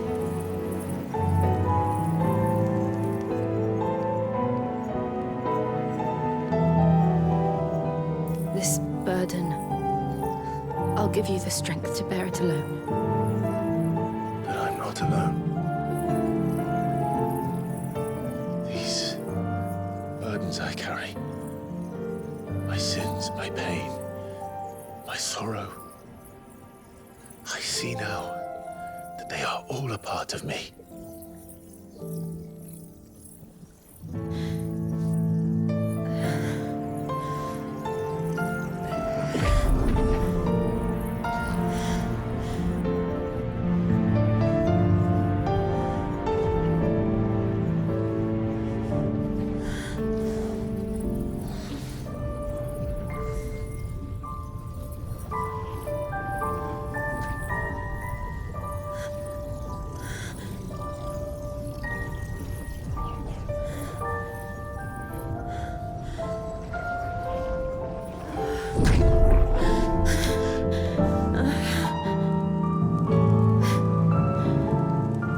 If I'm to continue on, having pledged my life to those I love, then I will gladly bear your burdens too, until my last breath. Clive.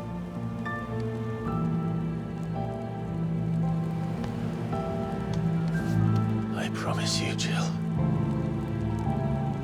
we will find a way to escape this fate. Find a way to save each other.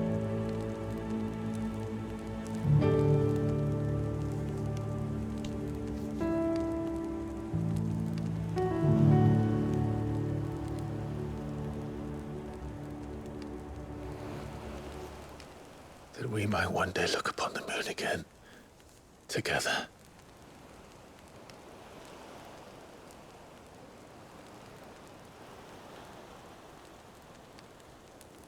And I promise you, Clive, that I will be there, no matter what you must become. I know.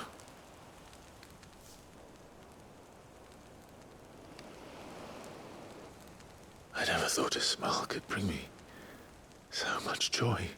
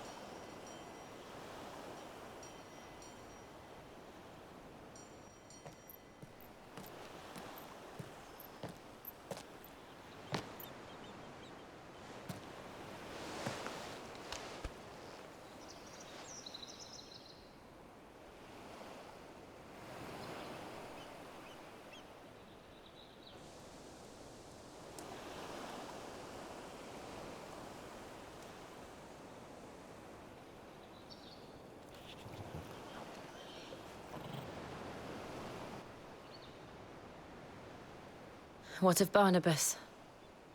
Do we pursue him? No.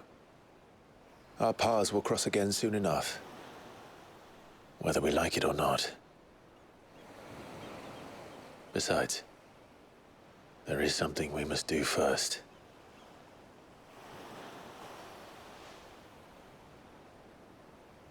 Of course. Drake's spine.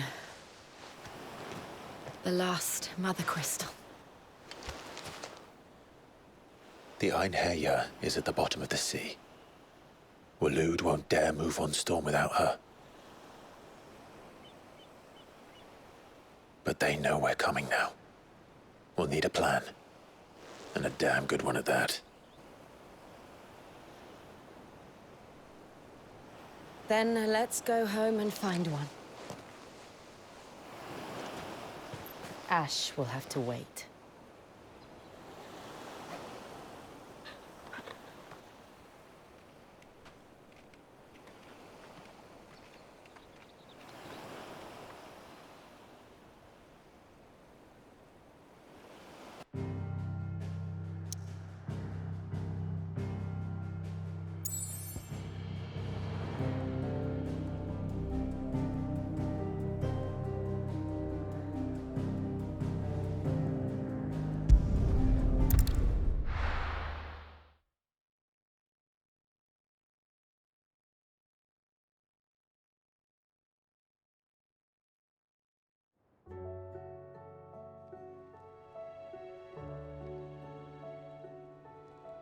Mid says Odin split the sea in two.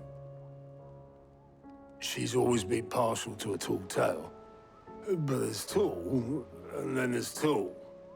I struggle to believe it myself. I see your uncle isn't with you. He stayed with the Enterprise. After our brush with the Einherjar, she was in urgent need of repair. And my uncle knows a shipwright in Randalar. We're to join him there when we're ready to sail for Ash. You sure that's wise? Last I heard, the place was still overrun with Akashic. Show me a city where that isn't true. Ultima's plague is spreading. We're running out of time, aren't we?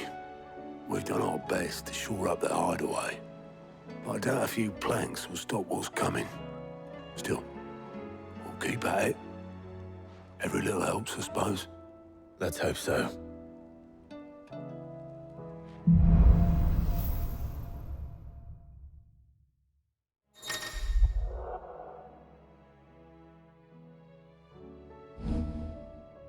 I should visit Joshua, assuming Talia will allow it. Clive! Quick look.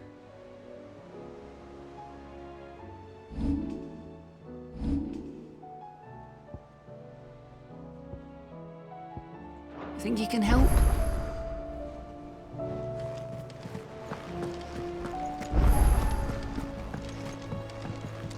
Back again? Allow me to educate you. Study it well, Clive.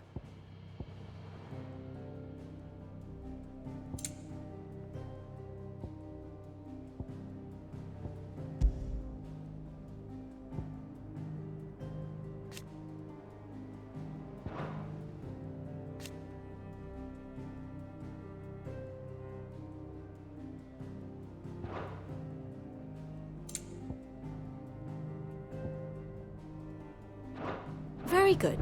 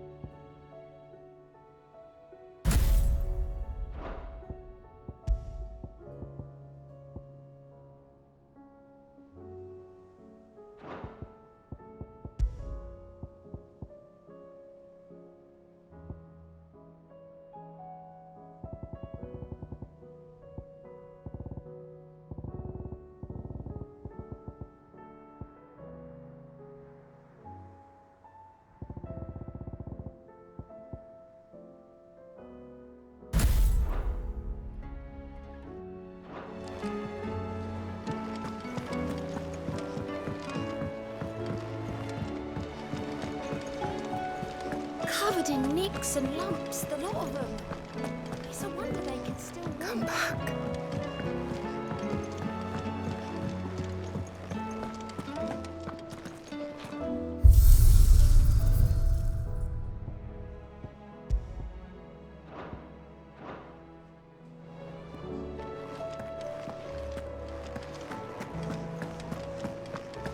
What do you recommend?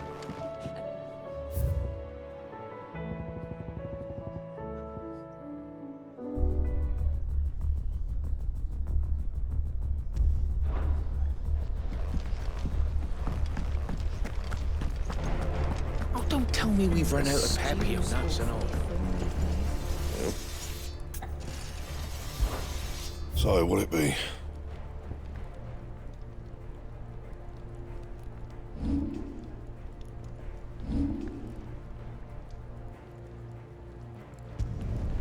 No scratches, all right?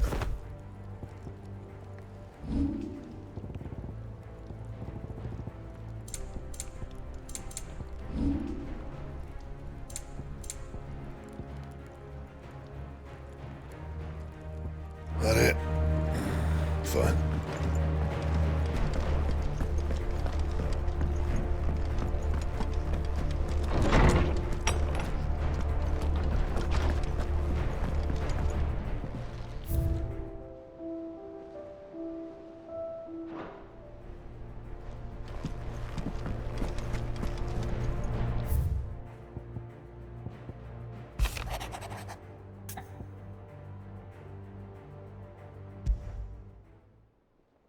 There's no way of knowing if Doris will confide in me, but I can speak to her at least.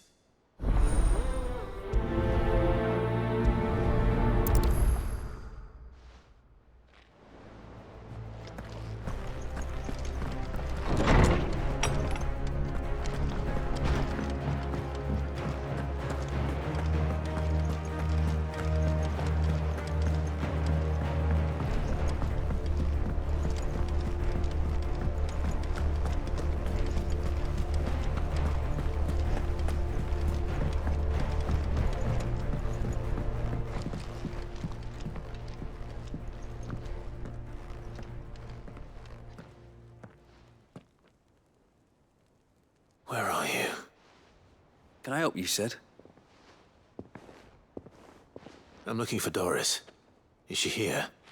I'm afraid not. She's at Martha's Rest on a job. My job, actually. When she heard what the mission was, she insisted on going herself. Alone. Did she? What was the mission? Following up on some new information. Once they'd settled in, the bearers you helped liberate in the Dragon's Eyrie were keen to talk about their imprisonment. And about their captor. The slaver Cole's team were tracking when they were attacked by the Beastmen. I'll go and find her. She's at Martha's Rest, you say? If she's not moved on already, yes. I hope everything's all right. Why would Doris insist on going alone? Maybe Cole was right to be worried. How do you split this? Heard the bad news then, did you? What bad news? About Dravost. Blackthorn's old haunt. With the forge and all that.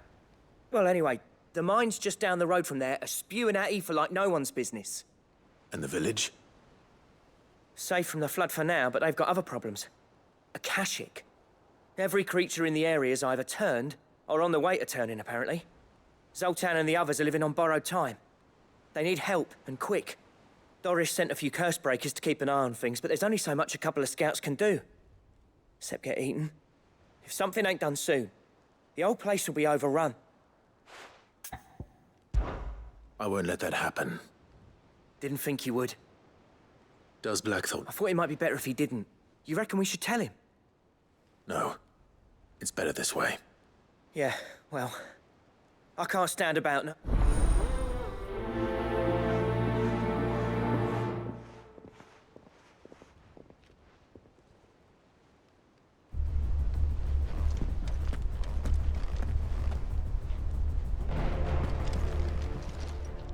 How are you doing? Here you go.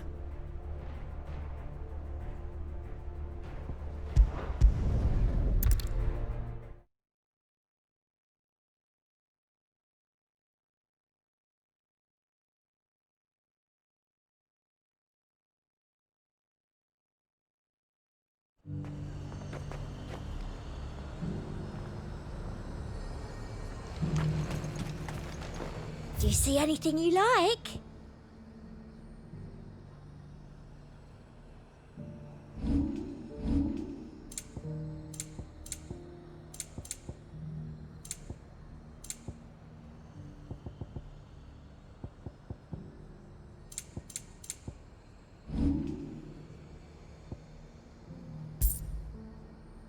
I'll be here if you need me.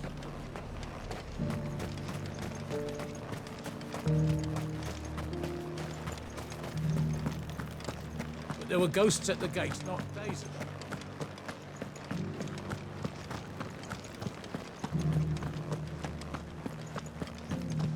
Those things I said before about not being able to find. Oh, Clive.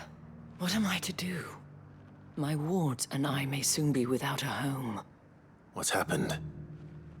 The High Cardinal has descended from his lofty throne and taken up residence here in Northreach.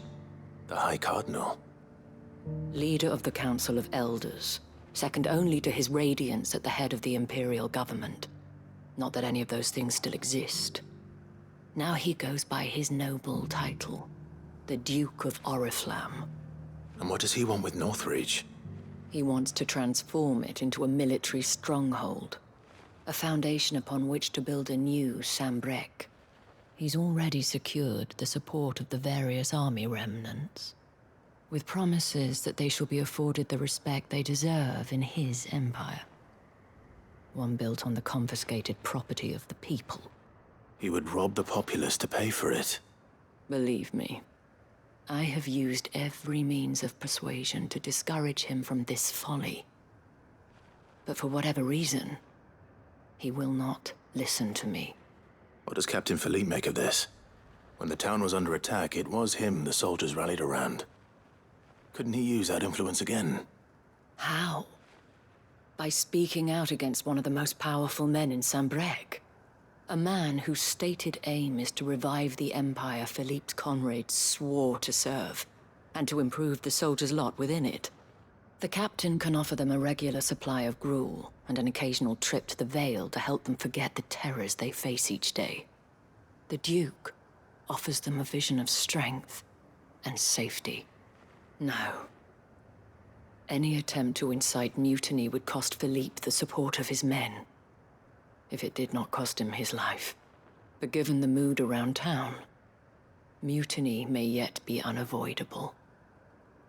The people have little appetite for further deprivation, least of all when it serves only to elevate others.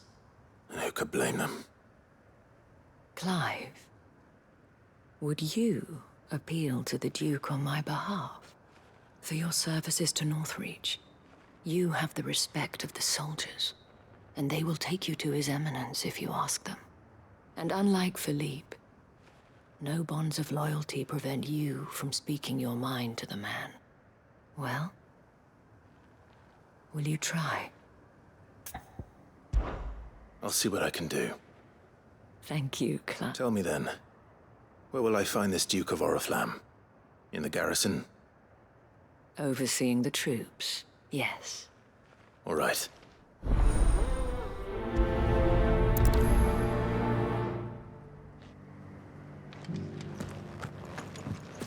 I may have met this Duke before, at the Remembrance Ceremony. Let's hope I didn't make a strong impression.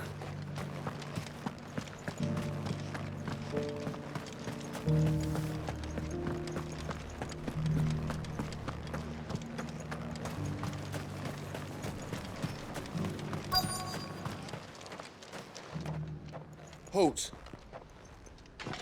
Oh, sorry about that. You're the dame's man, aren't you? You got some business with the captain? No, actually. With the Duke. I was hoping I might be able to speak with him. We're under orders not to let any civilians pass. But you should be all right.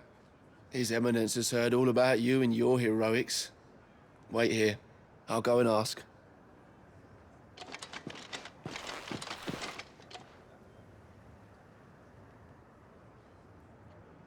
So, you are the sellsword who lent his aid to the garrison.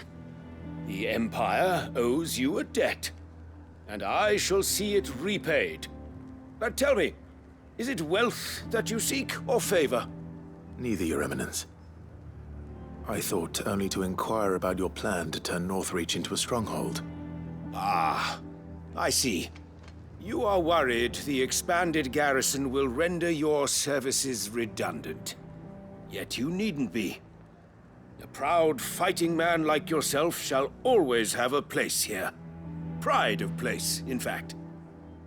For too long has the contribution of the noble soldier been under-reckoned. But no more. For it is they who shall see the Holy Empire rebuilt, beginning right here in Northreach. Why here, Your Eminence? The town has been fortunate enough to escape largely unscathed from the recent troubles. Her defenses are sound, and her garrison well prepared. Which is more than can be said for Oriflamme or Twinside. The Empire wants for a capital, and I believe Northreach to be the perfect place. With Caer Norvent as her citadel. Once we have seen to the refortification of both the town and the castle, we need only build a wall around both to create a city that would be the envy of the twins. Plans are already underway for the construction. Soon enough, these thralls shall learn that they are no match for the might of Sanbreque. I fear you underestimate how dangerous these creatures are, Your Eminence. Should they return in force, you will need all the people of Northreach to come together in defense of the town. Something they may be loath to do if they've been deprived of their worldly goods. The people will do as their leaders command. If Sanbreque is to be rebuilt, she will require a functioning government. One whose authority is beyond question. That is why this levy is necessary. So that any man who wishes to join the army might do so and be fed, outfitted, and paid as befits a defender of the Empire.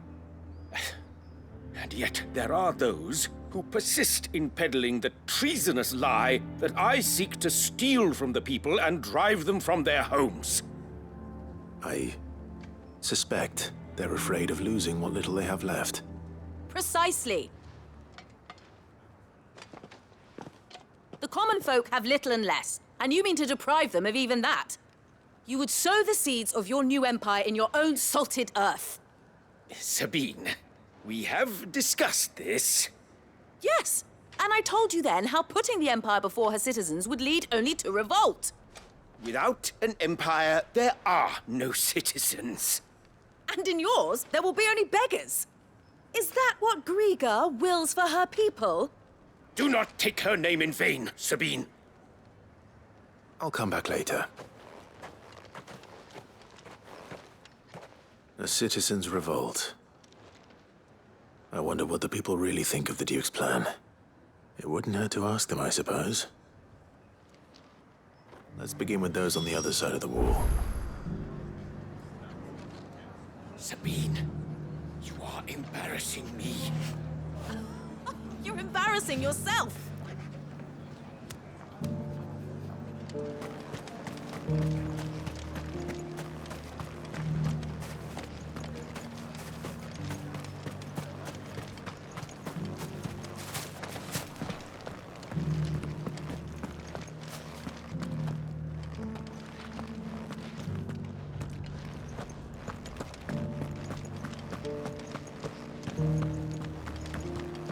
You needn't fret. The creatures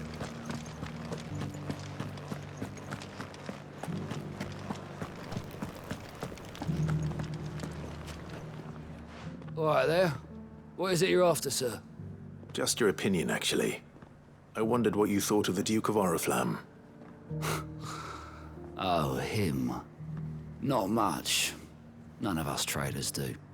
It's thanks to nobles like him that we had to set up shop this side of the wall in the first place. Couldn't have the rabble getting any closer to the holy capital, could they? And now he's trying to drive us out completely. threatening to take everything we got from us if we don't clear off. If the dame said she wanted him run out of town, I'd be straight through that checkpoint, tar bucket in hand.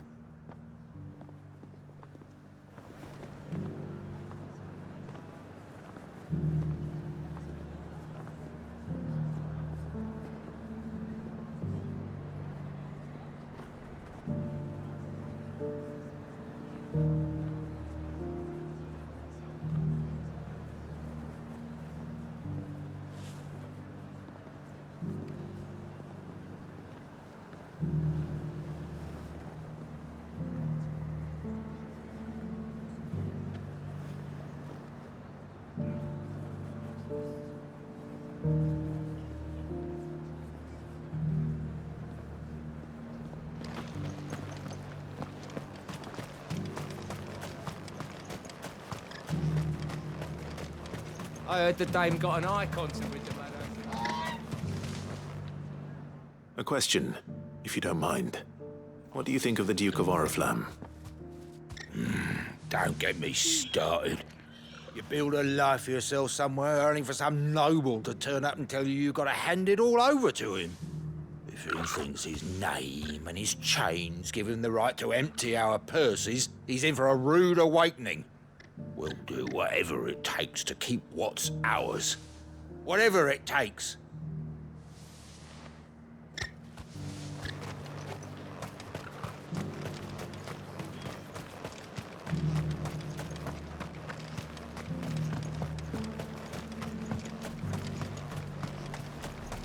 Why, your stall is...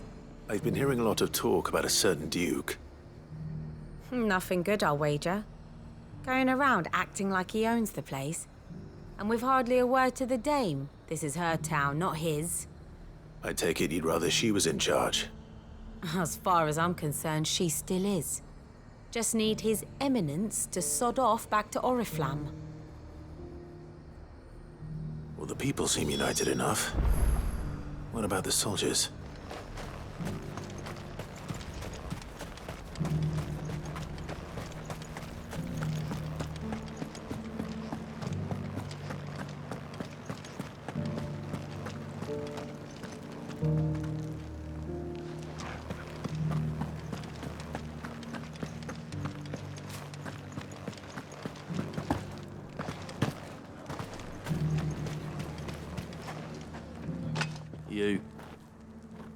You're the one who was talking to His Eminence.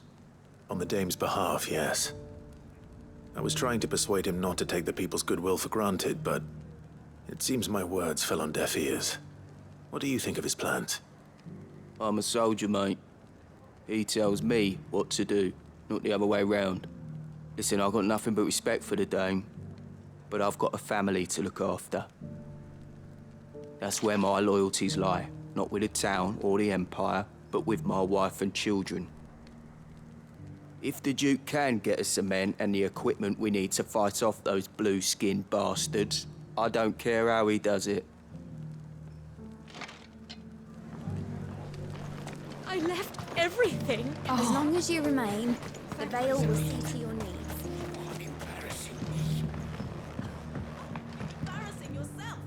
I hear the Duke of Oriflamme plans to turn this town into some sort of fortress. Do you think that's a good idea? It's not for me to say. All I know is that unless the Emperor orders me otherwise, His Eminence's word is law. Look, no one likes all these taxes and tariffs, but empires don't come for free. Once Sanbreque is back on her feet, we'll all reap the benefits.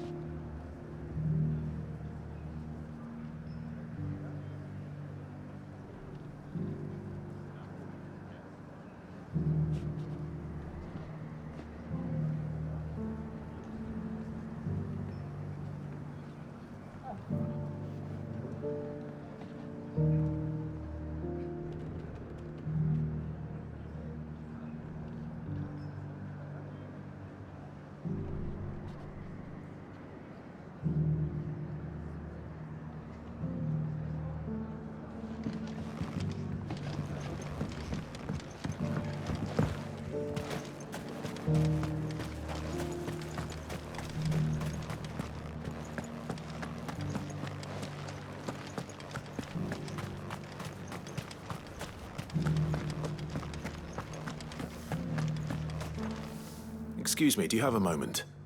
I wondered if you'd mind sharing your thoughts on the Duke of Oriflamme. Well, he's made a lot of enemies coming in the way he did. I mean, look around us. You can see the state the realm's in. The traders might not like having the screws put on them, but if they volunteered a few more of their hard-earned gil before things got bad, maybe they wouldn't have to. I think the Duke's got a point when he says rebuilding the Empire's the best way of making sure we're all protected. And if that means people who don't know one end of a sword from another have to make way for those who do, well, that's just how it goes. Let's see what Philippe makes of all this.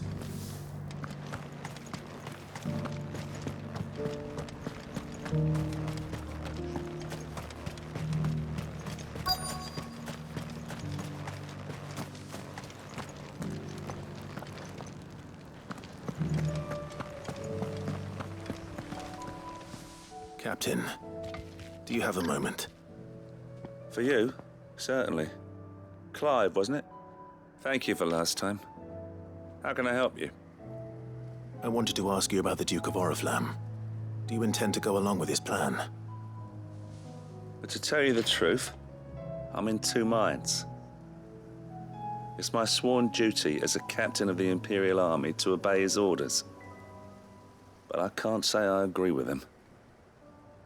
Philippe, I remember you saying that you became a soldier to protect the people you loved. The Dame included. That's right, I did. Well, she doesn't agree with the Duke's orders either. She thinks they could tear Northreach apart.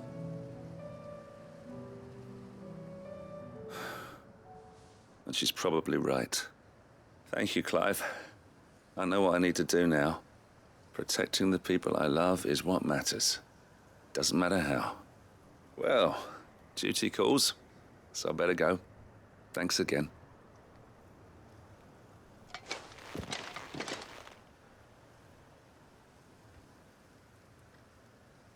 It seems Philippe wants to do the right thing at least. I expect Isabel will be pleased to hear that, if nothing else.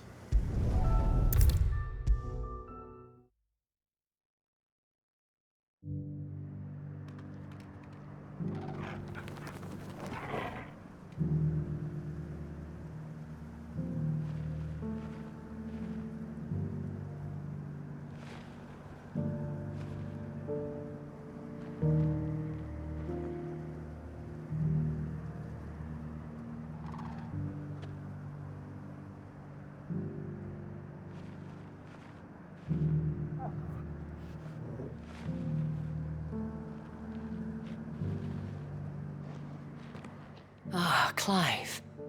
How did you fare? Were you able to speak with the Duke? I was, but...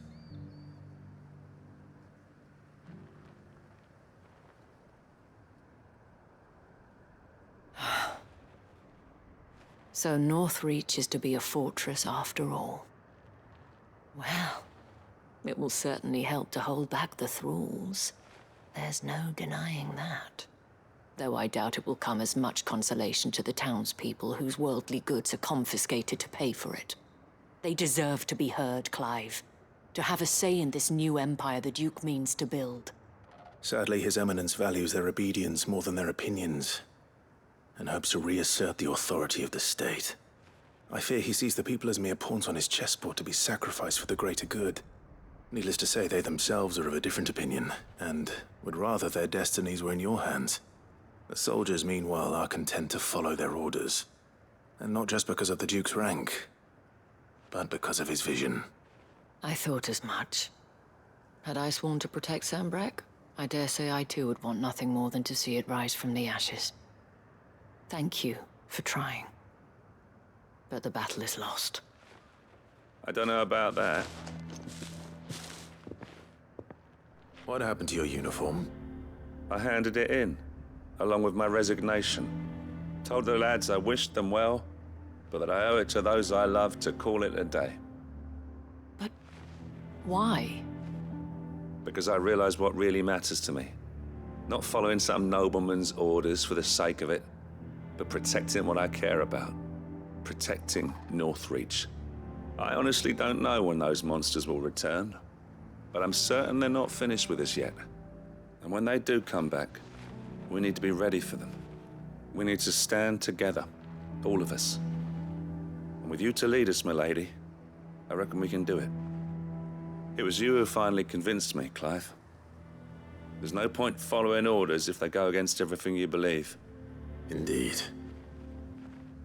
All of us, standing together. That has always been Northreach's best hope, and one which still lies within our grasp. We have only to turn our attentions to the true enemy. Thank you, Philippe, for showing me what I must do. Anything for you, milady. Speaking of standing together, would you mind if I borrowed a few of the lads from the Vale to help keep watch around the town? I fear His Eminence has loftier tasks in mind for the guard. Not at all. Be my guest. Wouldn't be the first time.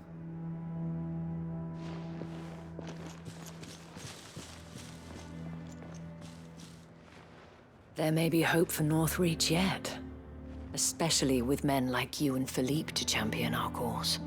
I, for my part, shall continue to work upon the Duke, in the stubborn belief that I might still tempt him into joining hands. But I suspect I shall have to call upon your aid again. Until then, Clive. Until then.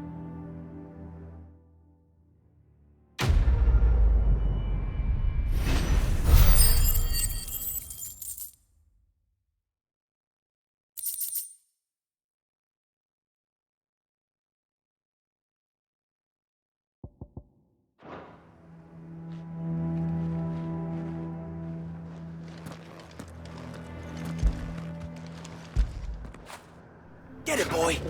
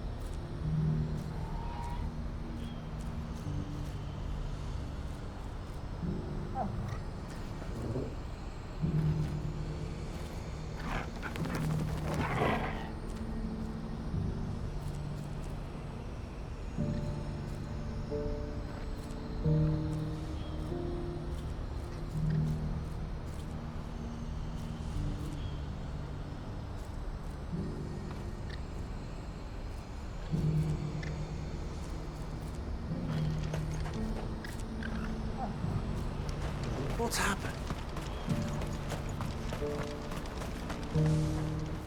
Ah, Clive. You'll be pleased to know that the negotiations are progressing well. That is good news. Yes. Our comrade in Randala has just sent word that the contract should be signed very soon.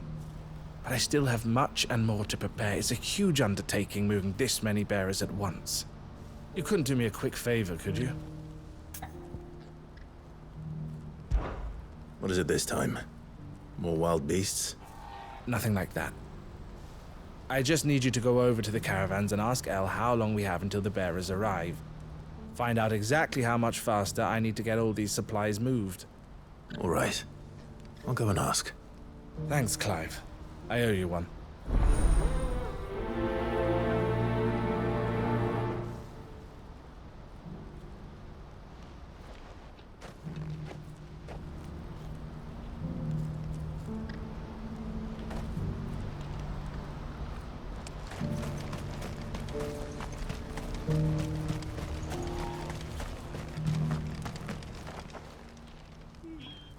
Don't blame yourself, El. This is their fault, not yours. I know, but... No buts about it, all right?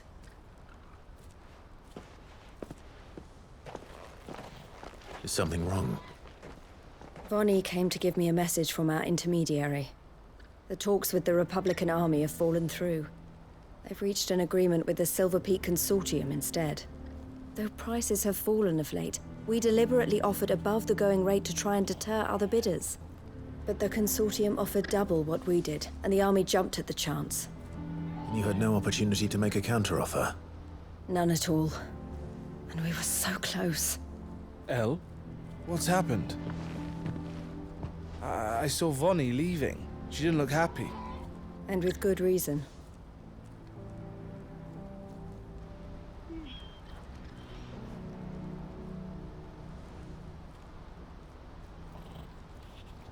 But I thought we were the only ones the Fist were speaking to about the bearers. How did the Consortium even find out about this? It's not so surprising. They have ears all over the Republic. This isn't over. The Consortium will have to sell these bearers eventually, and at the price they paid, buyers will be few and far between. I'm going to Randalar myself. Alone? You sure that's wise? Are you offering to be my bodyguard? How kind. Meet me at the checkpoint near the capital gates. I'll send an owl ahead and request a meeting. You go to Cashlock, Theo, and get everything ready. We've waited far too long as it is. Even if I fail to free these bearers, there will be others. Someone needs to prepare the place and keep any prowling beasts at bay.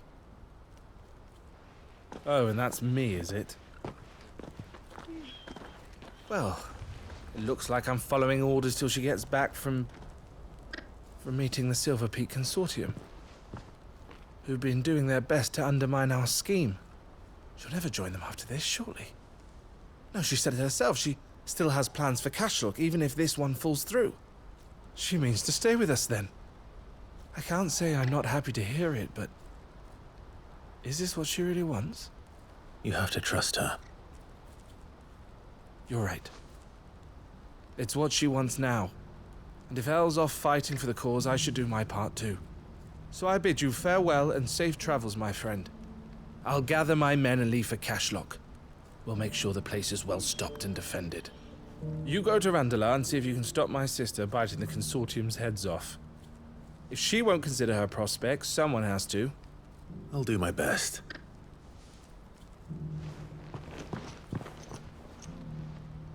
All right. To Randalar, then. And better not keep Eloise waiting.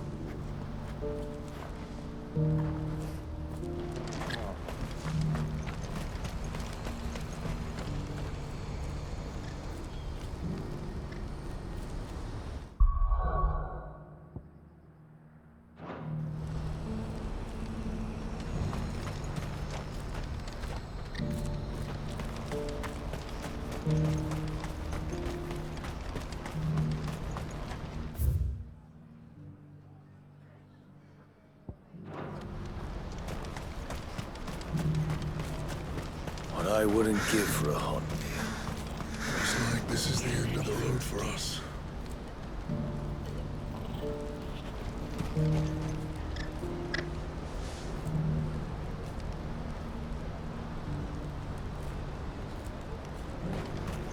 When are they gonna let us through?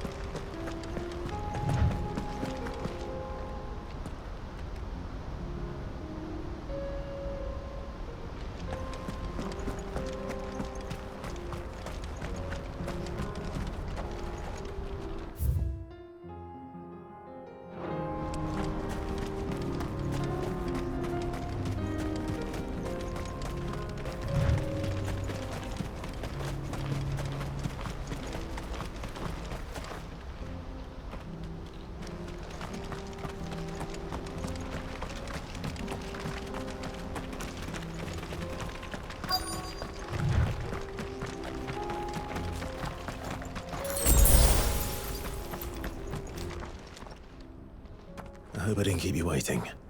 Did you arrange to speak with the consortium? Here they are now. You wish to consult with me? I did. It's about the bearers you recently purchased from the Fist. We had all but finished making arrangements to buy them ourselves, and then you stepped into the fray. You misunderstand. The consortium had an interest in purchasing them from the very first. It was only our regard for you that kept us from bidding. But your hesitancy in accepting our offer to you suggested that the regard was not mutual. And so we resumed our business. I did not hesitate. I am simply not inclined to make such decisions without first giving them due consideration. But what is done is done. Come then. How much do you want for them? Alas, you are too late yet again. We rarely take on such unconventional merchandise without a purchaser in mind. The bearers belong to him now. Who is your buyer? A trader from across the water. A most demanding fellow, if it's any consolation. He insisted the bearers be fed, dressed, even given their own bunks for the voyage over. That's what you get when you deal with continental types. I wouldn't know.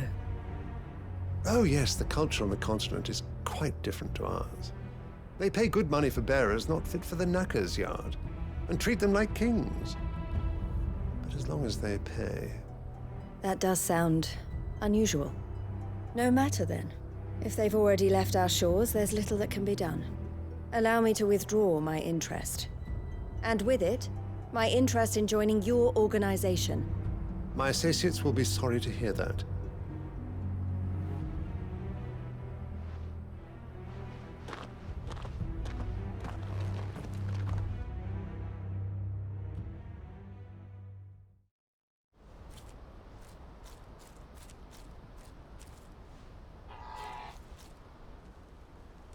I'm sorry you weren't able to save them. As am I. But I only have myself to blame. He was right, you see. The Silver Peak Consortium did intend to buy those bearers before I did.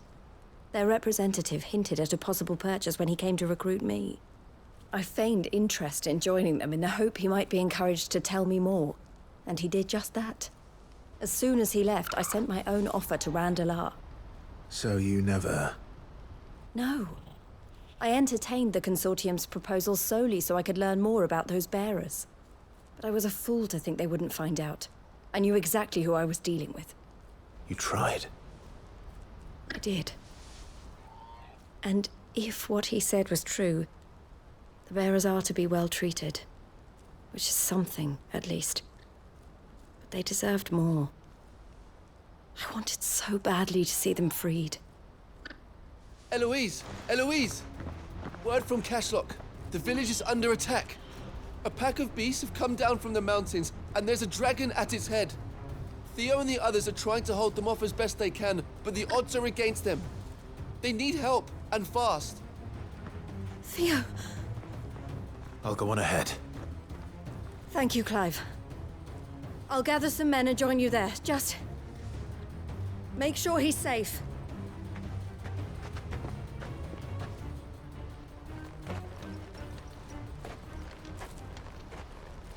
Hold on, Theo. I'm coming.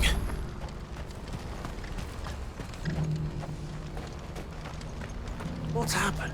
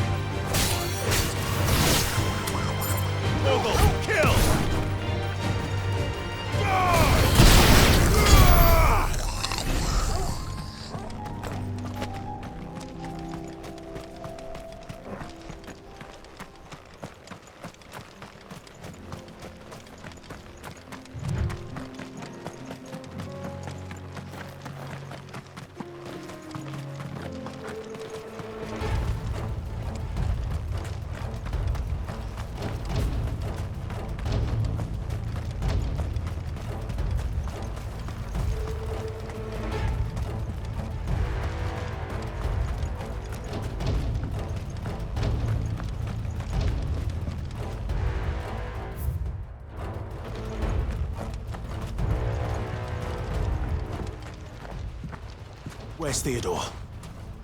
Upriver! He led the dragon that way to keep it from the village, but the whole area's flooded with ether.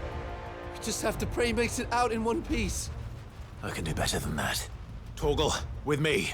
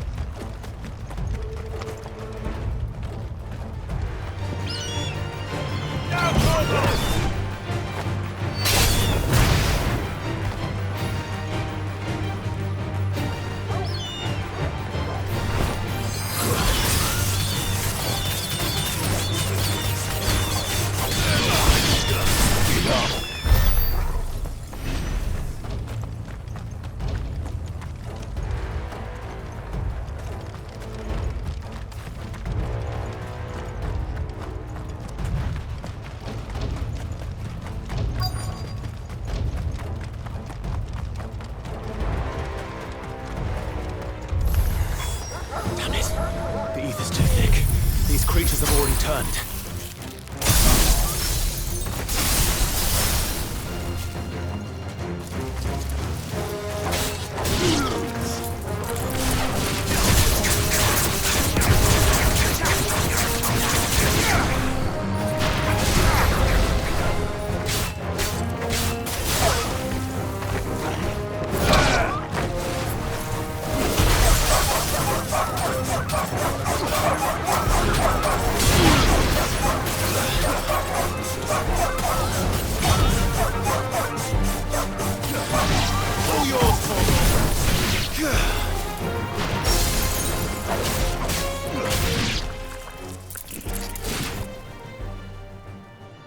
Waste any more time. I need to find Theodore before that dragon does.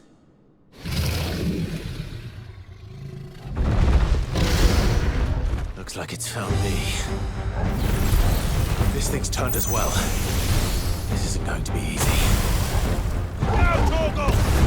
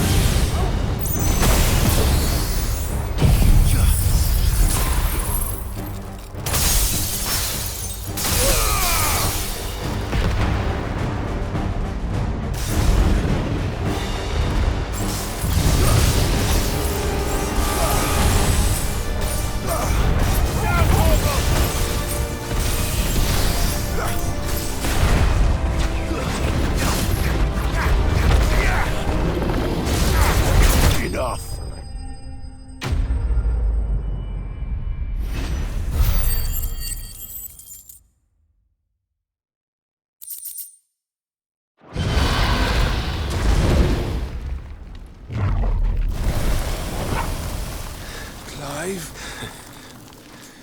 Theodore, you had me worried for...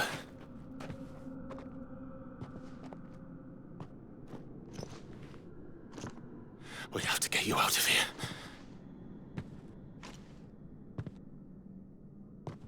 I think it might be a little too late for that. Bearer or no, there's only so much ether a man can take, and that Drake just wouldn't let me leave. You have my thanks, Sid, for finishing what I could not. For keeping Elle's dream. Theodore!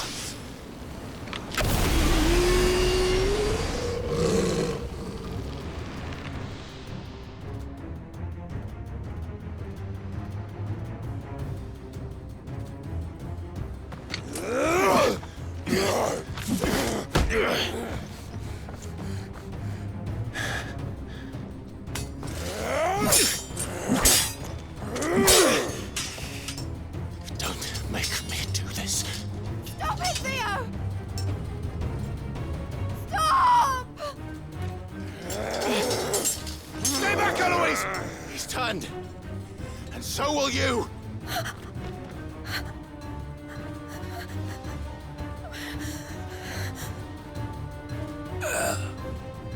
Elle. Theodore.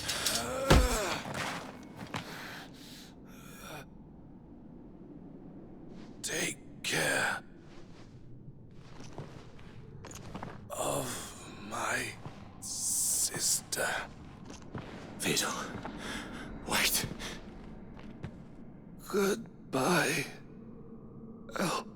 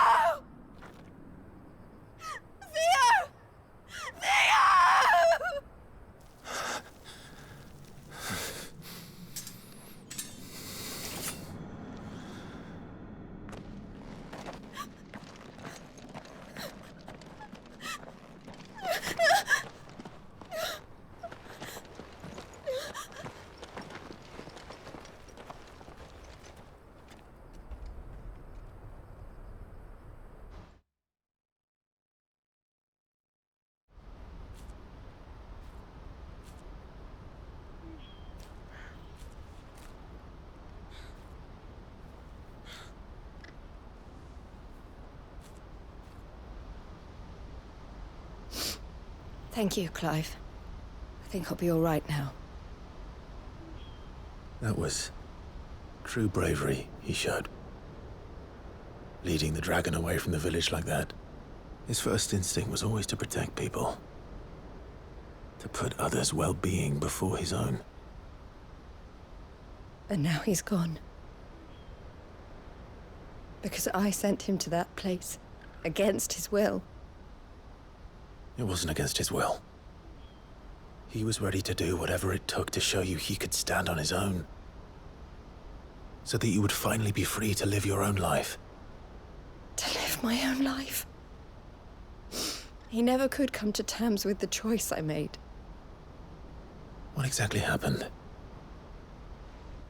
You once told me Theo was the first bearer you ever helped.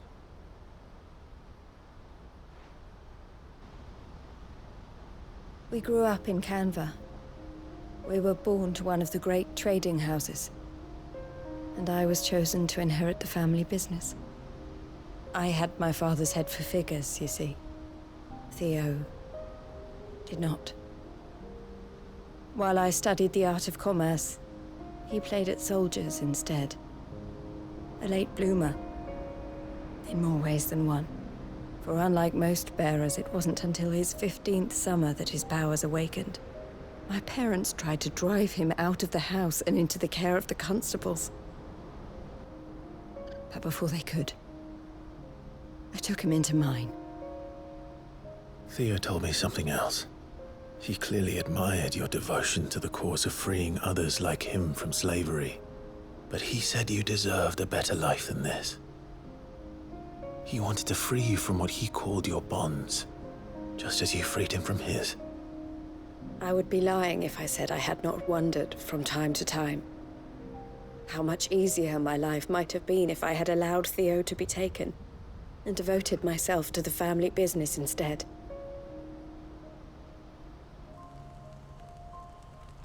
But I have never regretted the decision I made.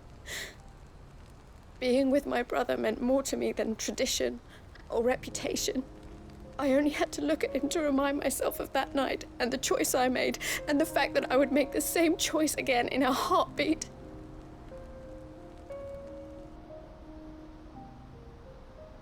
He was never a burden. How could he even think that? If anything, I was the one who weighed him down. You weren't, Eloise. He said it himself, that he had always been grateful to you for saving him, and that he wanted to repay you by letting you live the life you were denied.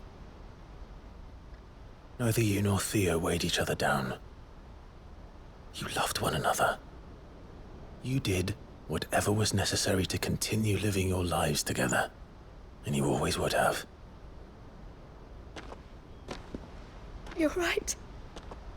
All I ever wanted, all I ever did, it was so we could be together. Oh, Theo, why did you have to...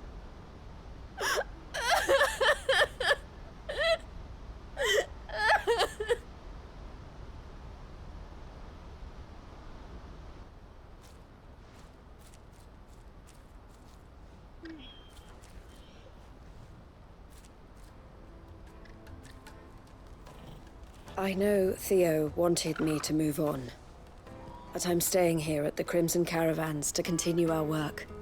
We can make a difference here. We can help people, save them. I need nothing more from life than that. So I'll carry on doing what we do, ensuring that goods, people, bearers get where they need to be, bringing smiles to people's faces just like we always have, and to Theo's, wherever he is. This is the life I have chosen. The life I will always choose. I've made a choice of my own, to continue helping you however I can, whenever you need it. Thank you, Clive. Let's go on together then, for Theodore.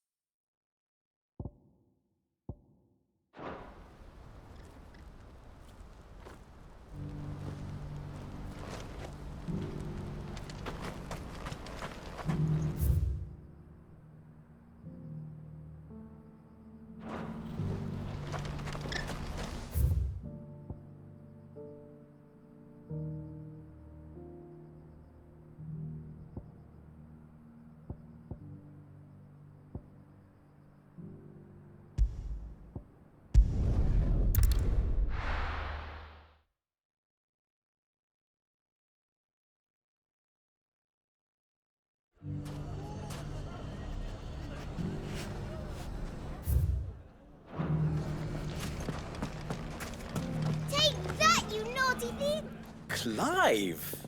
To what do I owe the pleasure? I just wanted to see how the town's been faring since you brought everyone together.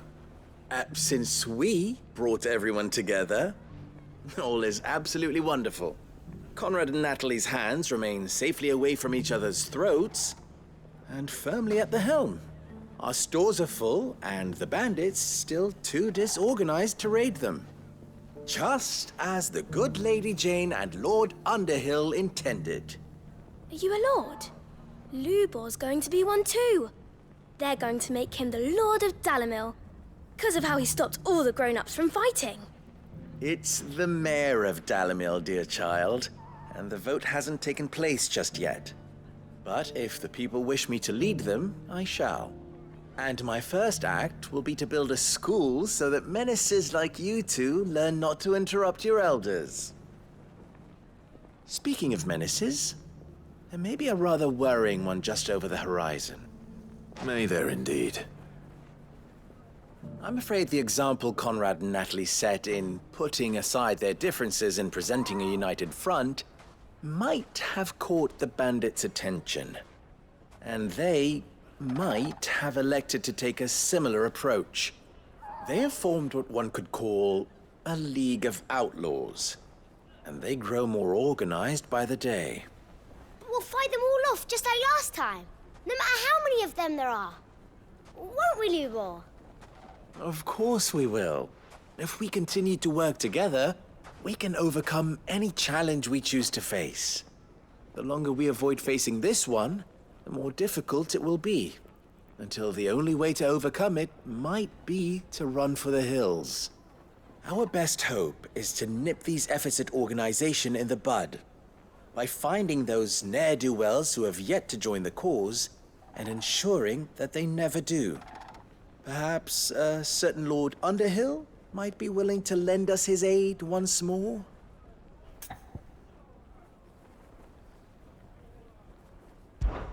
How could I refuse? Thank you, my lord. Victor will fill you in on the particulars. I have him stationed by the desert gate, receiving and collating reports from my scouts. Such an amenable soul. He reminds me of you. I'll go and speak with him.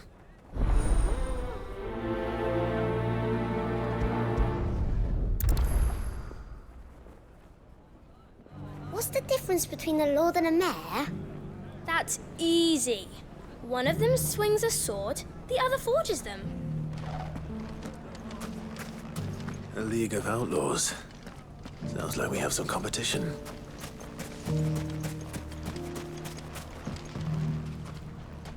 Still in Dalamil, Victor? Ah, Sid. I thought you'd have returned to Cosnis by now. I did. Then I came back.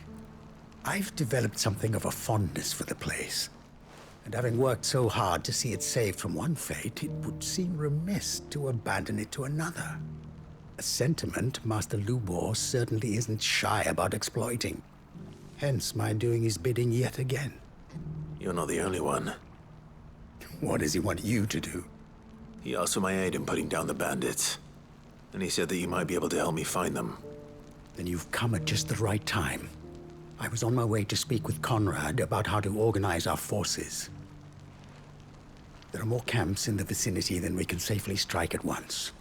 But we must strike together, and we must strike soon at as many camps as we can. We can't give this league of theirs time to rally its forces. All right. Which camp shall I take? There's one upriver. Just out there, across the dunes. Leave it with me.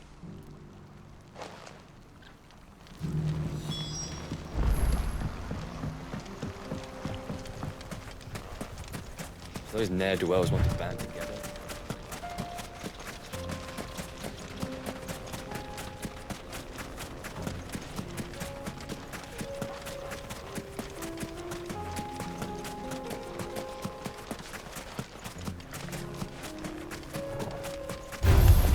No holding back.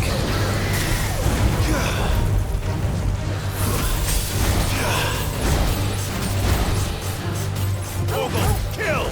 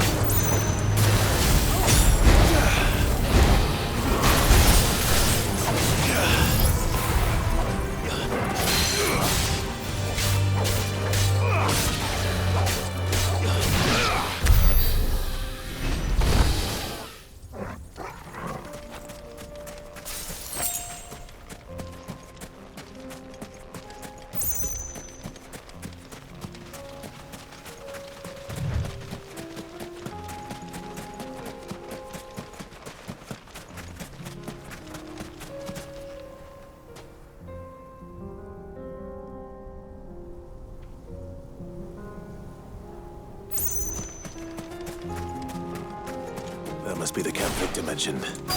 Come on then, Torgal. That's him! The one who killed Lot and Fingers! Take his head off!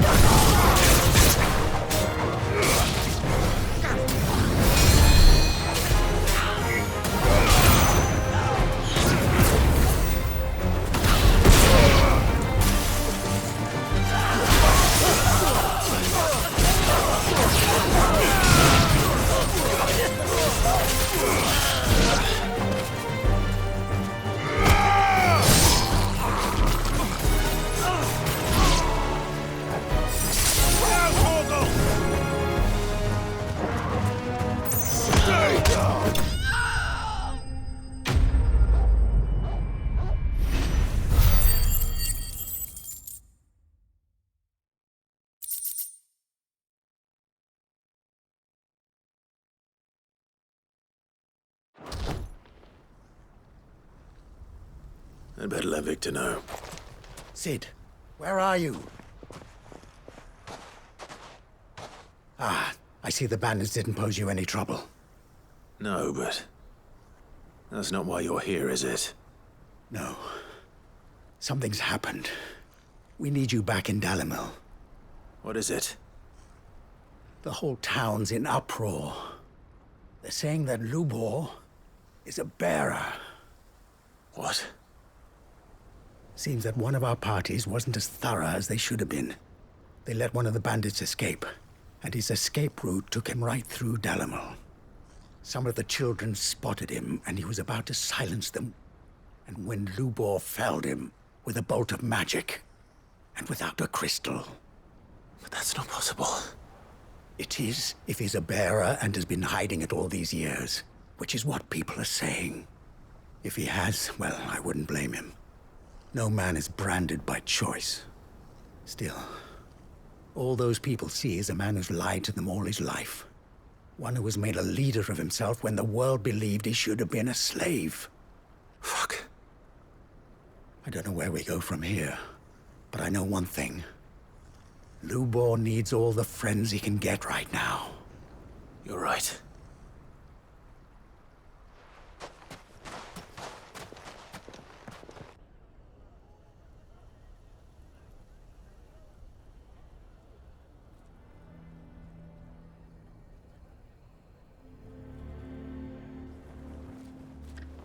And now everyone knows. I made it a habit to keep a crystal close at hand for just such an occasion. And when that occasion arose, I forgot to reach for it. Well, it was bound to come out sooner or later. We're sorry, Lubor. We tried to keep running. But we just couldn't anymore. There's nothing to be sorry for. I rather enjoyed playing the hero for once. All that matters to me is that you two are safe. Look at him talking to his betters like it's nothing. All lies, I'll wager. Just like the ones he fed us all these years. Once people make up their minds, it's hard to change them. We need to do something, and quickly. Convince the people not to let their prejudices blind them. Convince them that nothing has changed. That their enemy lies outside these walls, not within them. You're right. We should speak to everyone. I'm glad you agree. I'll handle the townsfolk. I'm a Dalmek born and bred. They listen to me. You head to the tavern. Make Conrad and Natalie remember who Lubor really is. They know that Lubor and I are friends. I might not make for the most impartial of interlocutors. Lord Underhill of Randalar's League of Merchants, however, is a trusted and impartial mediator of note. I'll do what I can.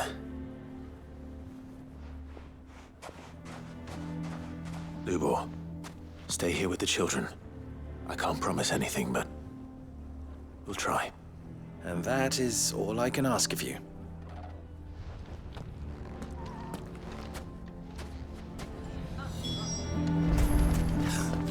Why are you taking the bearers? Why do they always have to make such a fuss? He knew all along that he...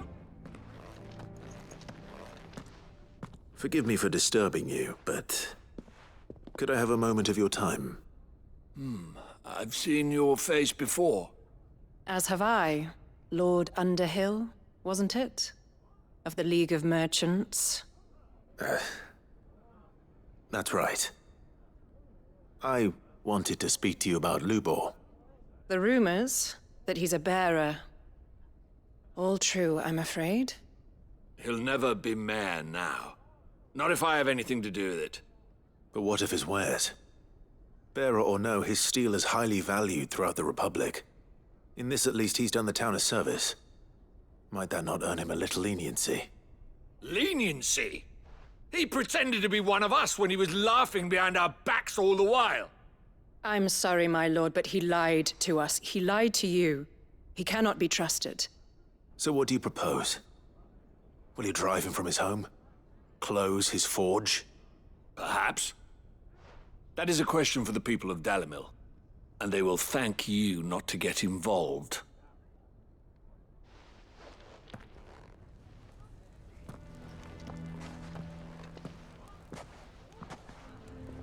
The townsfolk have made their minds up. There was nothing I could do. Nor I. Conrad and Natalie refused to consider anything but their own wounded pride. You never know. Once their anger is cooled, they might see things differently. For now, we should report back to Lubor. All right.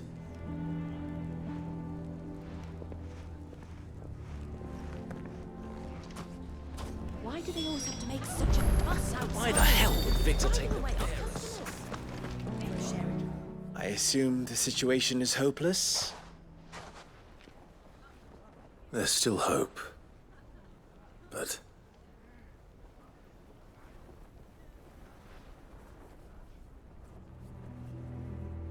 But perhaps not in this lifetime, I think it's fair to say.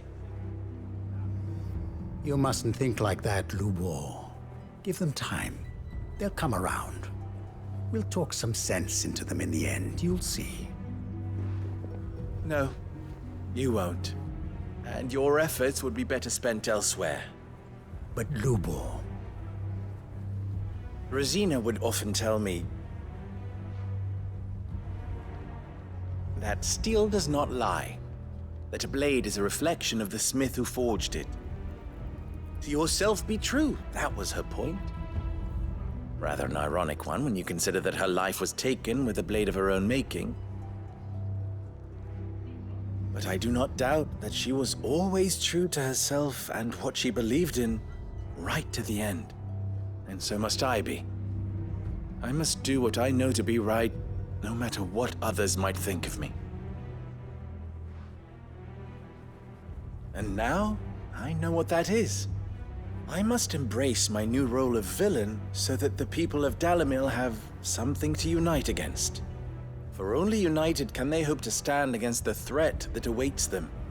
I'll need to make a suitably dramatic exit, of course. Don't go, Lubor. You're the only one who was ever kind to us. We'll be all alone. Again. Trust me, little ones. It is for the best that I go. Not only for the town, but for you, too. How could it possibly be for the best? These children need you. The least you can do is give the townspeople a chance to change their minds. They would not take it, Victor. It's over. Over, you say? And so just like that, you're going to throw this town and these children to the wolves? I thought you were better than this. But it seems you had me fooled as well. Victor. Forget it. Do what you will. You sure you're making the right choice, Lubor? Of those available to me, I believe it's the best one. Yes. Ah, but where are my manners? Here. Your reward for clearing out that bandit camp. Right then.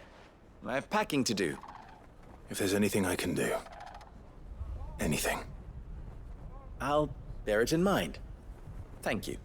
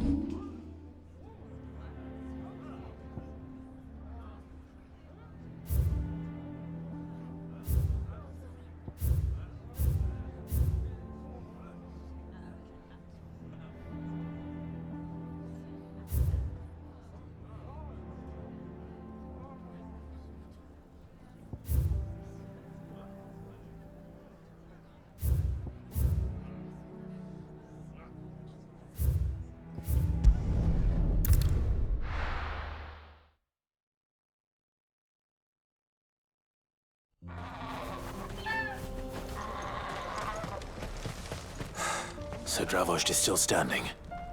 For now, at least. If you can swing a hammer, you can swing a sword. I never thought I'd have to.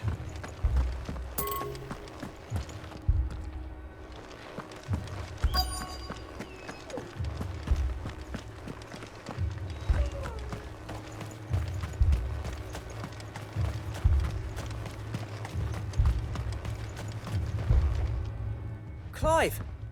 You're here! And the Akashic? Mostly off to the north still. But I spoke to Doris's scouts and it turns out things are worse than I thought. There's swarms of them out there. Told old Snotty to be ready to seal the north gate. That should buy us some time if we need it. Enough for the villagers to barricade themselves inside their homes at least. Well done. Welcome back, Sid. I'd never have guessed, you know. Not if August hadn't let slip. Who'd have thought that the savior of Dravost would turn out to be the realm's most infamous outlaw? Keen to help us out again? I am. Thought you could sneak off without me, did ya? Blackthorn. Oh, what are you doing here? One of the scouts couldn't keep his voice down. Unlike my best mate who didn't think I deserved to know. Zoltan, how long's it been? Long enough for us two to turn into a pair of old codgers, I see. That your idea of an apology? Prick. Don't listen to him. You only did what you thought was best. For the village and that. I did, yeah. But that ain't the whole of it. Vulcan, our master, didn't leave the chiefdom to the two of us. He left it to me, the best blacksmith in Dravost, barring himself, of course. Bloody stupid tradition, in my opinion. If someone's got talent, you should let them practice their craft, not ask them to settle petty feuds and barter for grain. Our master wasted half his life that way. I wasn't about to let that happen to me. So you wasted half of mine instead. You're what Dravost needed. Under me and my precious ideals, this place wouldn't have lasted a year. So I left to devote myself to the work and spare you lot the consequences. I may be a selfish prick, but I only did what I felt I had to. What you had to do was your duty! Even if it meant we all starved? Enough. This is no time for bickering. You can finish beating each other up once Dravost is safe. Fine. I've said my piece anyway. Yeah, so have I. Sorry, Clive. I shouldn't have stuck my nose in. We're short enough on time as it is. Still, give us a mo, would you? I need to get my head straight before any of them Akashic try to bite it off.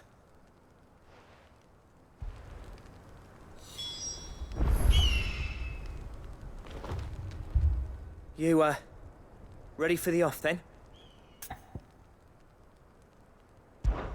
We can't afford to waste any more time. Right you are. Might be worth having one last word with the scouts, though. Don't want any nasty surprises, do we? Oh, and Blackthorn, you and Zoltan might be better off staying inside the... Akashic on the move. How close are they? Within sight of the walls. And there are more coming up from the mines. What was I saying about nasty surprises? They'll wash right over us if we stay out in the open. We're pulling back behind the gates. Good idea. Get yourselves inside, but keep your weapons handy. Understood.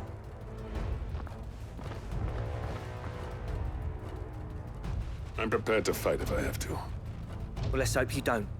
That's our job. Once the scouts are inside, order your men to barricade the gates. No heroic last stands, you hear me? No fighting at all if you can help it. August's right. I've seen what Akashic beasts can do to armor. The people here are tough and willing, but they ain't equipped to face what's coming. I'm going out there. Start work on the gate as soon as I've left. I'll give you as much time as I can. And if they kill you? You evacuate. But it won't come to that. I promise. You'd better be right. Take good care of Dravoj till I get back. Leave it to me. And give those things what for, yeah?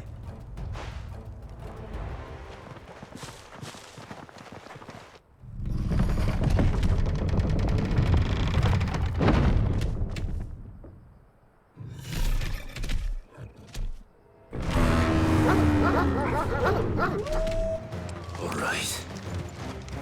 Which one of you's first?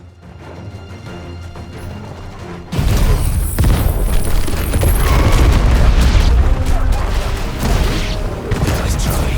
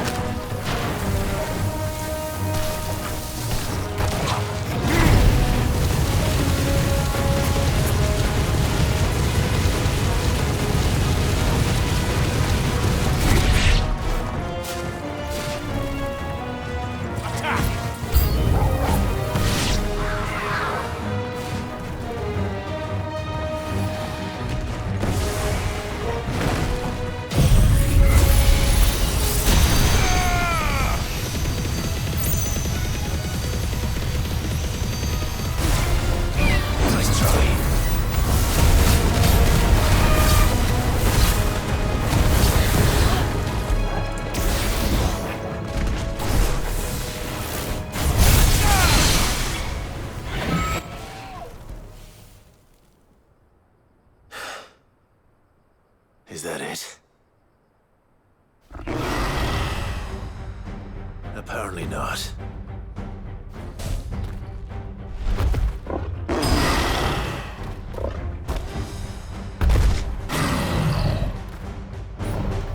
They're not getting past me.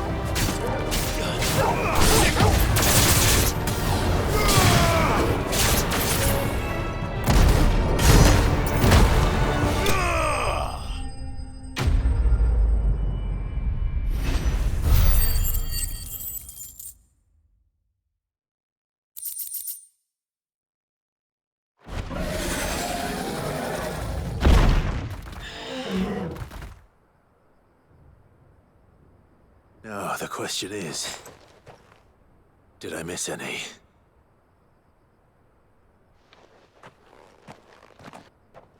Man alive! You're still in one piece! I slew as many as I could. As many as I could, he says. The old bleeding lot, more like it. Well, almost. Only almost. Yeah, one or two did try to sneak over the wall. But we got the bastards, don't you worry. Good. Though you do know, more will come in time. In time, yeah. But we can think about them later. Let's get you back inside.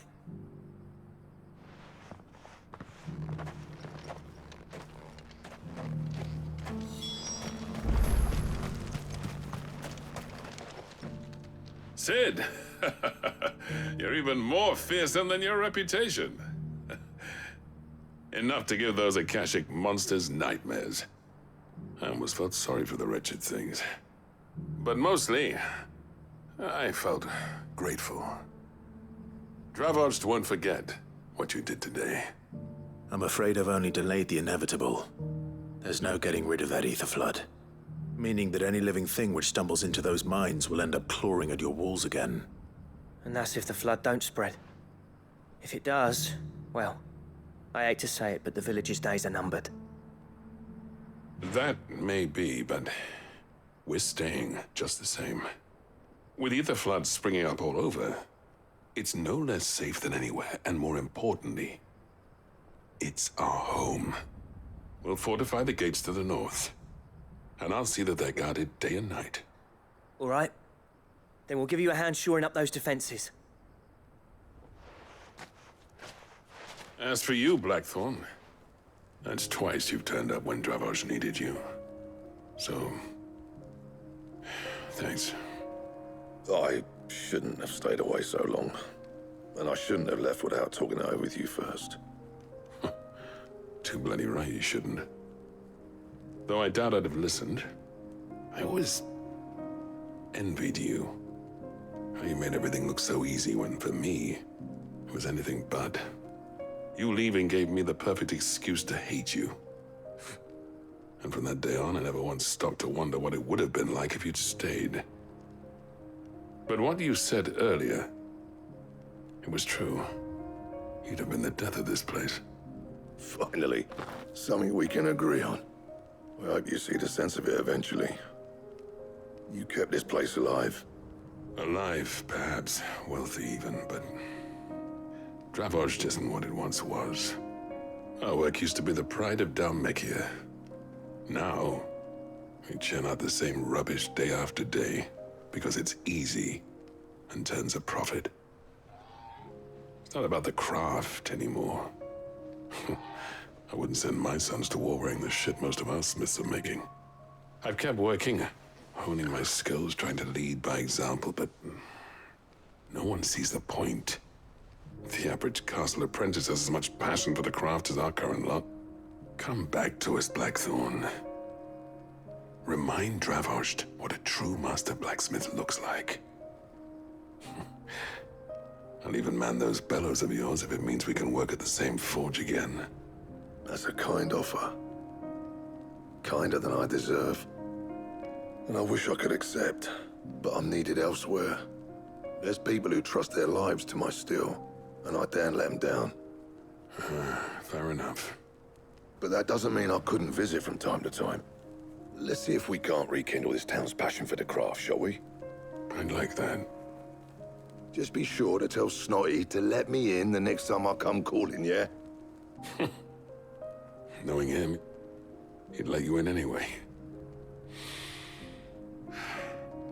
Blackthorn. The Master Smith turned outlaw, back in my good graces. I never thought I'd see the day.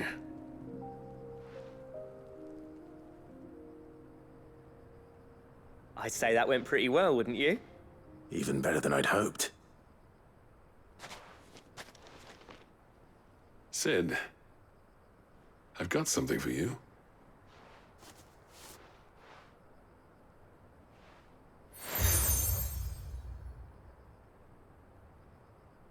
And this is? A token of our lasting gratitude. But I'm of a mind to make you a far grander gift.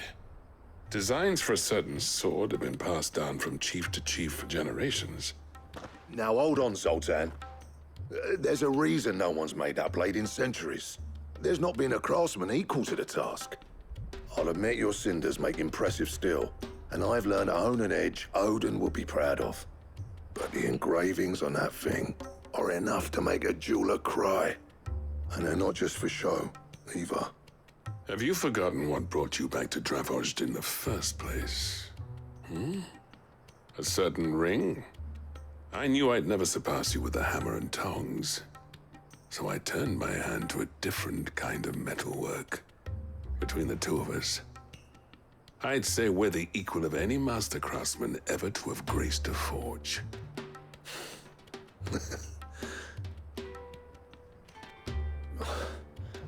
You know what?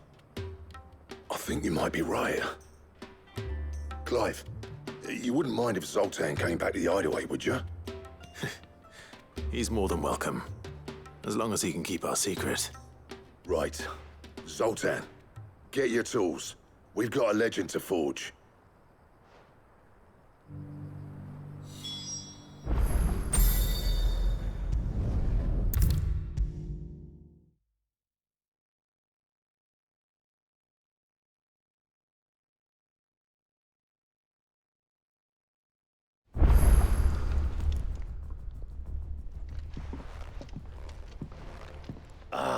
The man himself. We were just about to make a start on that sword I promised you. It's funny, but none of this would have been possible without your help. You remember Camille? We'll be using his leatherwork for the grip. The steel, meanwhile, will be tempered in a fire, burning the cinders you charmed out of old Zoltan here. And that whetstone from the Outer Isles, that'll be what gives the blade its edge. And the final flourish will be my talented colleagues' engraving. A team effort led by the greatest blacksmith alive. Now, save that talk till the thing's finished, yeah? Right. I'm ready if you are. To the bellows it is, then.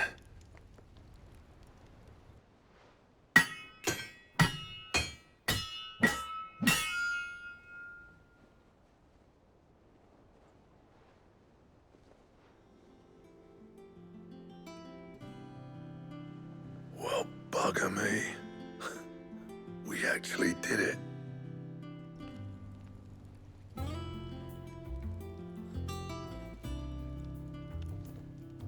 The sword to end all swords.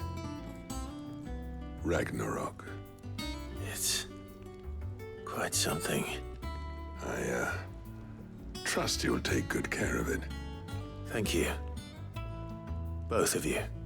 So, does this make you pair the greatest craftsmen alive, then? This? Nah. This was just following the footsteps of the greats of old. It'll take more than that to earn us our place in history. But we're up for the challenge. Here. A list of materials. Zoltan and I got talking on the long road back from Dravozd. We reckon with those items there, we could craft something even better than the Ragnarok. Something worthy of a legendary outlaw like yourself. That's a weapon I'd like to see. You leave this list with me.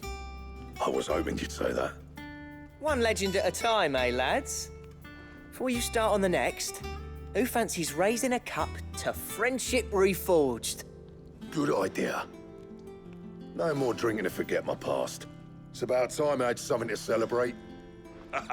Then tap the kegs! Vulcan's boys are on their way!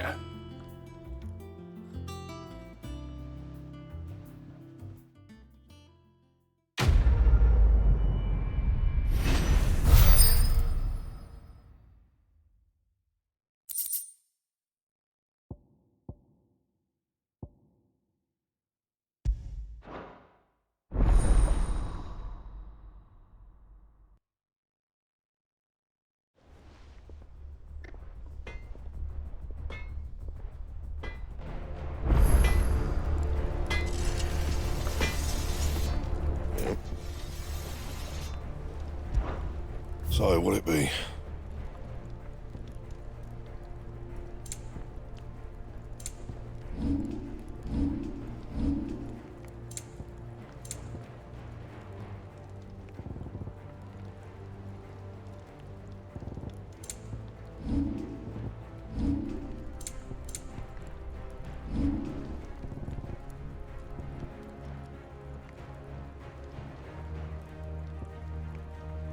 Anything else?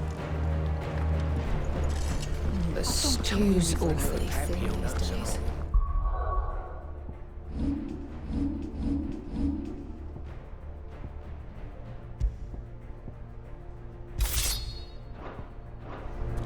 What do you expect?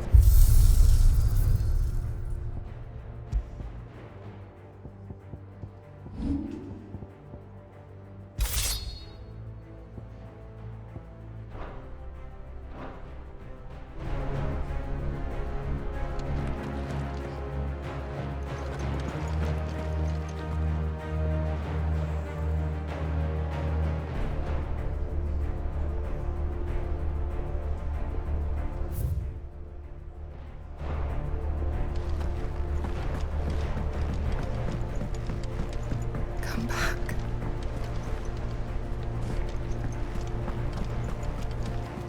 Covered in nicks and lumps, the lot of them.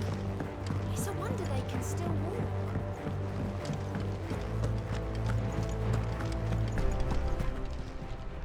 Welcome to the Patron's Whisper. Come to claim your just desserts?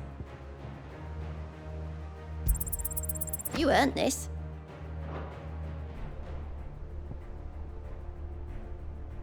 Come again. I may have more for you.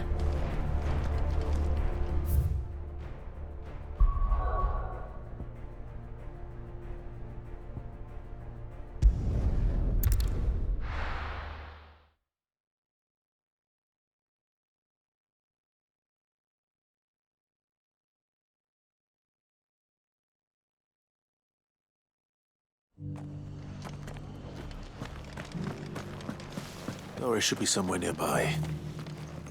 Assuming she's still here.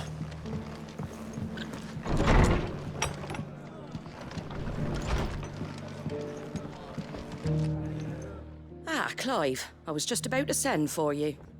I'd like you to take something to Sir Wade up in Eastpool. Seeds for planting. Thought it was about time they started growing their own food. I'll keep providing them with whatever they need in the meantime, of course. But if Eastpool's going to survive, it's got to be able to fend for itself. As have those poor bearers. They've lived their whole lives in servitude, but now they're their own masters. Small wonder they ain't got the foggiest how to provide for themselves. So it's up to us to teach them. And if you're wondering why you, well, the wagoneers taking supplies up that way have been coming back with more and more reports of Akashic around the village of late. Sir Wade's putting a brave face on it, but I think even he's starting to worry. And if he's likely to share those concerns with anyone, it's you. All right. Thanks. Wouldn't ask if I didn't have to. There. That should be...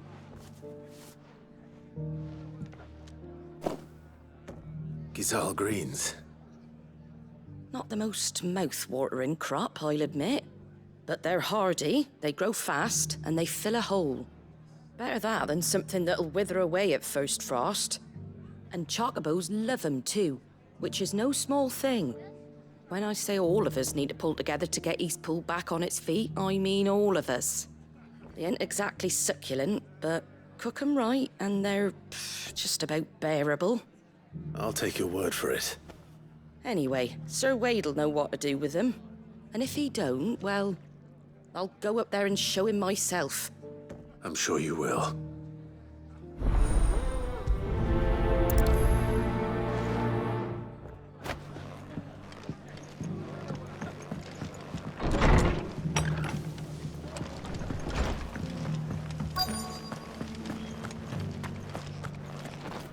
Just because the heavens have gone to Rackaroon, it don't... Anything catch your eye?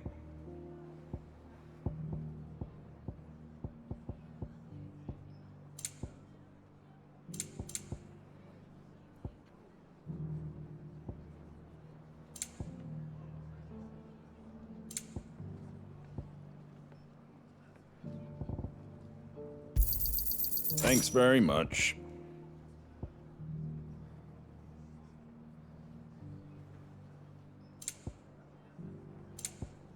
That all, is it?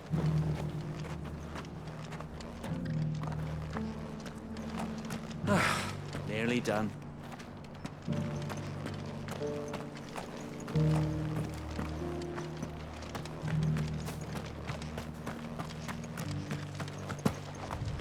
It doesn't still hurt, does it? It's been a pleasure, Doris. Just like old times. I'll give your offer some thought, my lady. How goes the investigation? Sid, what brings you to Martha's Rest? You. I heard you were out here on your own, tracking our slaver. I trust you're being careful. Of course. And it had to be me. The bearers from the Dragon's Eyrie confirmed a long-held suspicion of mine that the slaver we've been tracking is an old acquaintance. She's no fool. If we'd come in force, she would have spotted us straight away, and then vanished without a trace. That was her just now, wasn't it? So, was it a fruitful reunion? I'd say so. She tried to recruit me. Seems her time in Rosaria is coming to an end. She's abducted bearers from across the region and is looking to smuggle them back into Sambrek. After her brush with those beastmen on the road to Northreach, she hired herself an Imperial escort, which she wants me to join. She's dangerous, Sid, but I think I can stop her. Then I'm going with you. I'll take care of the escort. You can see the bearers to safety.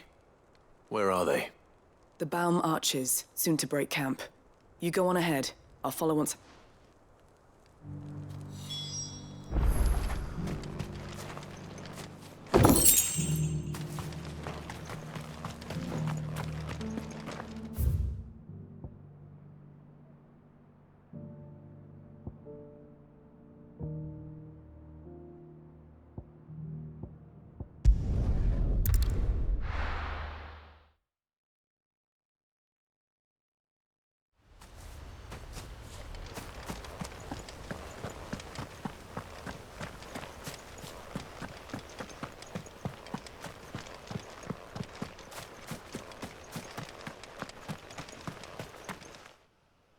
Ah, Lord Rosfield.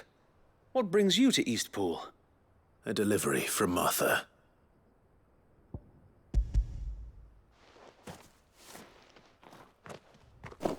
These are Gizal green seeds. Martha's keen to cut the apron strings, then, is she? I jest, of course. You see, I had thought we might be able to revive the old wheat fields, but they'd long since gone to seed. Only without the seeds. Martha was hoping he might be able to show the bearers how to plant and tend these, so that they'll be able to fend for themselves. That's not a bad idea. These bearers had only recently escaped their bonds before we brought them here. They know little of freedom, of providing for themselves and their loved ones. Unless we teach them how to live like free men, I fear that all we have achieved in bringing them here is to exchange one master for another. Not that myself and the Guardians have been the best example to them so far, subsisting almost entirely on Martha's charity as we do. It's about time we all started to provide for ourselves, bearers and Guardians alike. Unfortunately, we've been a little too busy of late to focus on much besides bolstering our defenses. There have been alarming reports of... The Horde is closing in. They're coming, so wait, all of them. Time it all. I thought we'd have more time. Gather the men in the square. Send to the rest for reinforcements. Yes, Sir Wade. The Horde. A Kashek, a veritable legion of them. They've been seen prowling around the northern reaches for a while now. We don't have the numbers to hold back a swarm that size. I had hoped to build a perimeter wall so that myself and the Guardians might be able to defend the village, but... Now you're out of time. Precisely. If reinforcements from the rest arrive before they do, we may just scrape through, but I fear that's rather an enormous if. What if you could call on reinforcements from Eastpool? You mean the bearers? We brought them here so they might live, not die fighting for their lives. So wait. You said you lack men to defend the village. Are the bearers not men? Do they not wish to see Eastpool saved? Though they may not be trained soldiers like your guardians, what help they are able to offer could still prove the difference between victory and defeat. You're right, my lord. I will appeal to them.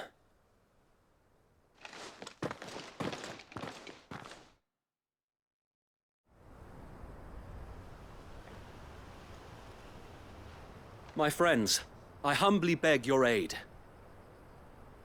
We Guardians are few and our enemies many. But I swear we can defeat them with you at our side. You would send us to the slaughter, to serve as bait for those fiends so that you and your men might be spared. And to think we trusted you. Say what you will, a home is not worth dying for. But it is worth fighting for.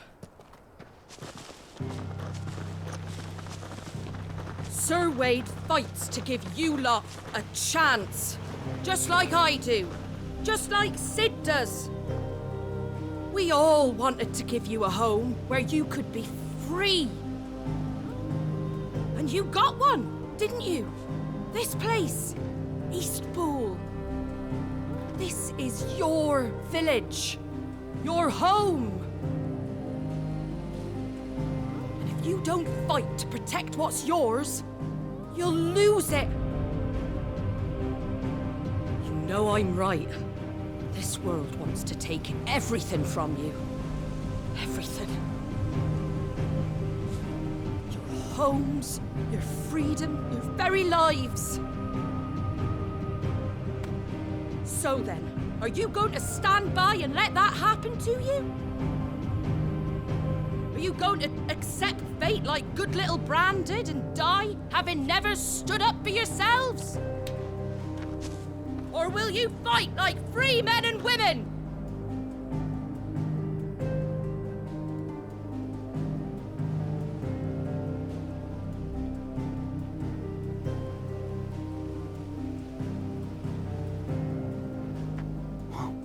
What are you doing? All right.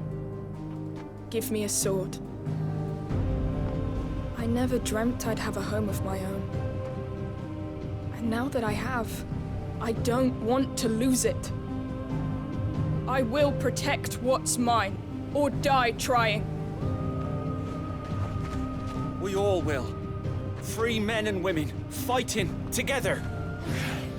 I'm not... Right. For Eastpool! For Eastpool!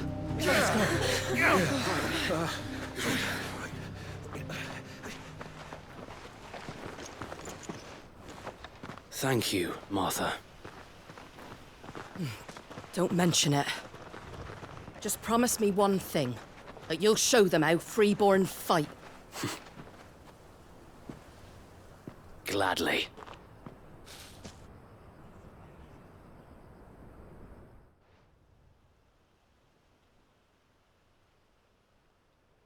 Well, if it was numbers you were lacking, you certainly won't be now. Thanks to you. Me?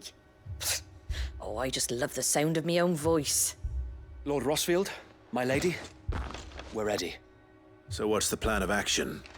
We'll divide our forces into several small detachments, each made up of guardians, bearers, and guards from the rest. These will position themselves at strategic points around the village. Upon engaging with the Akashic, each detachment will keep the creatures occupied as best they can, steadily retreating all the while. You're going to lure them into the village? I am. We will have neither the time nor the resources to treat the wounded, so injuries must be avoided at all costs. Instead, we will focus purely on defense at first. By coordinating our withdrawal through the use of messengers drawn from among the bearers, we will aim to have the swarm converge at a point of our choosing. With luck, That point will be the village square. The perfect place for our most able warriors to surround them and fall upon them. And for you and I to finish them off. A sound plan, but one that'll require a leader with a cool head and strong nerves to coordinate the retreat. I'd say you have both in abundance, Sir Wade, but you'll be needed. Please, leave the last of the fighting to me. Ha! And let you have all the glory. Sir Wade! They're here! Then you know what you must do. We work together, everyone playing their part, each shielding the other that no man might fall, that Eastpool might live on. For Rosaria! For Rosaria! We've no time to argue, my lord. I'll do as you ask. And I will do as you ask. Suppose we'd better do our bit too then, eh? Right you are, Martha.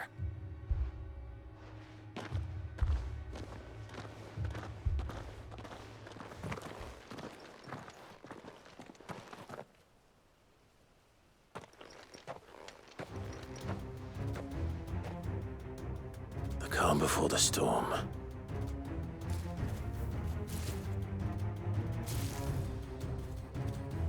And here it comes. I will not let this village fall. Farewell.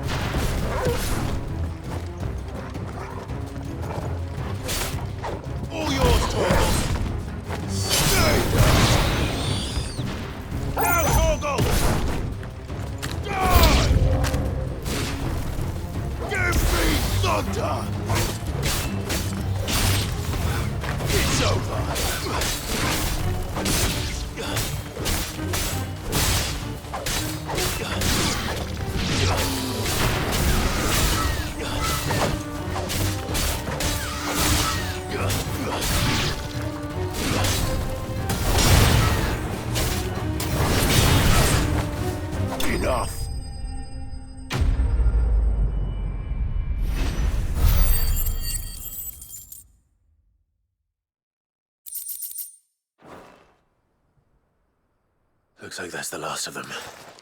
Lord Rosfield! Change of plan! What is it?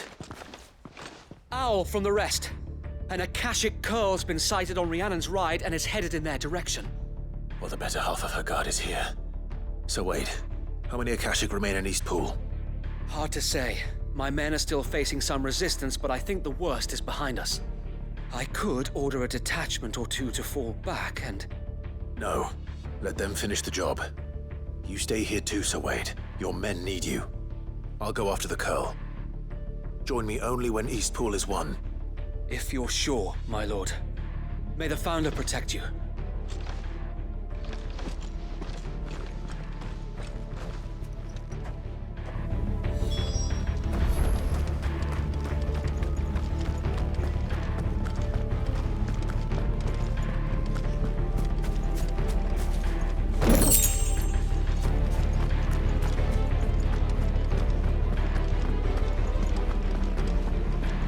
Next one's mine.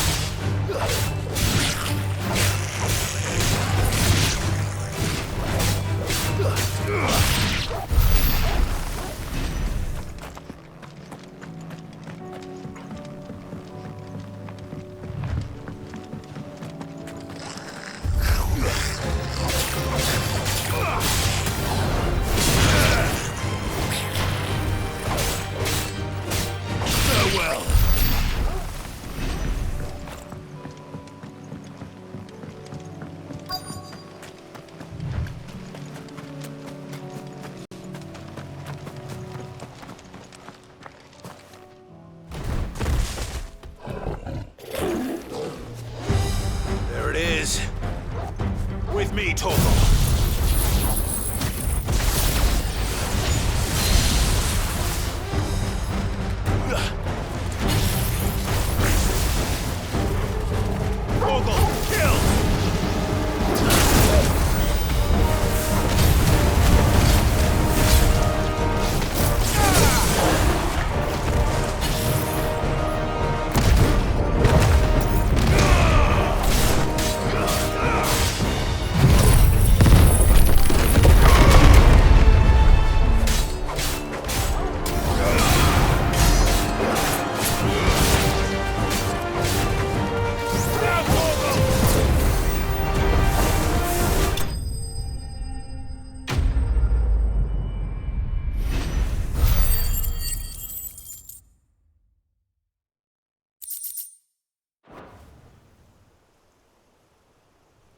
All right. Back to Eastpool.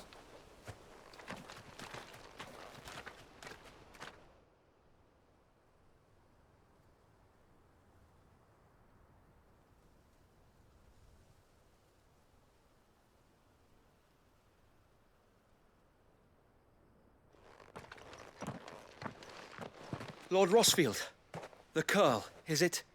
It's dead. Thank the Founder for that. And for you, my lord. We were able to eradicate the rest of the Horde. I have guardians posted around the village to keep watch for further attacks, but all seems quiet for now. I hesitate to say it, but I think it might be over. I think it might.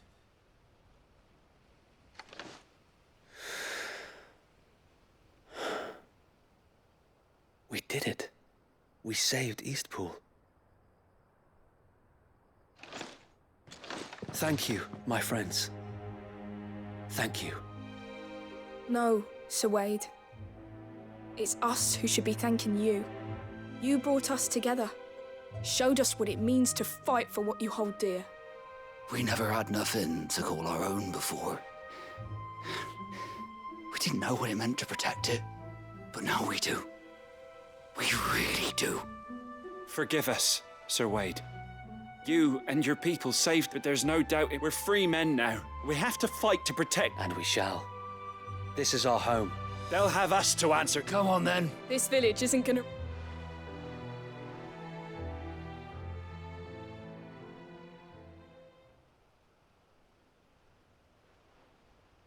They're not slaves anymore. No. They're Rosarians. Your father took pity on the bearer's plight, and I believe if he were still with us today, this is what he would have wanted. I believe you might be right. I shall remain here, my lord, and do what I can to help rebuild the village. After all, I think you'll find it's East Pudlian, Sir Wade. But you should be proud all the same. I'll have to pull my weight too. Can't have the rest getting outclassed. Speaking of which, I ought to be getting back. can we continue to count on your support, Martha? Of course, and I'll be counting on yours too. Us Rosarians have got to stick together, haven't we? Indeed we have. And Clive, come by the Golden Stables when you get the chance. I ain't paid you for delivering them seeds yet. All right, I will.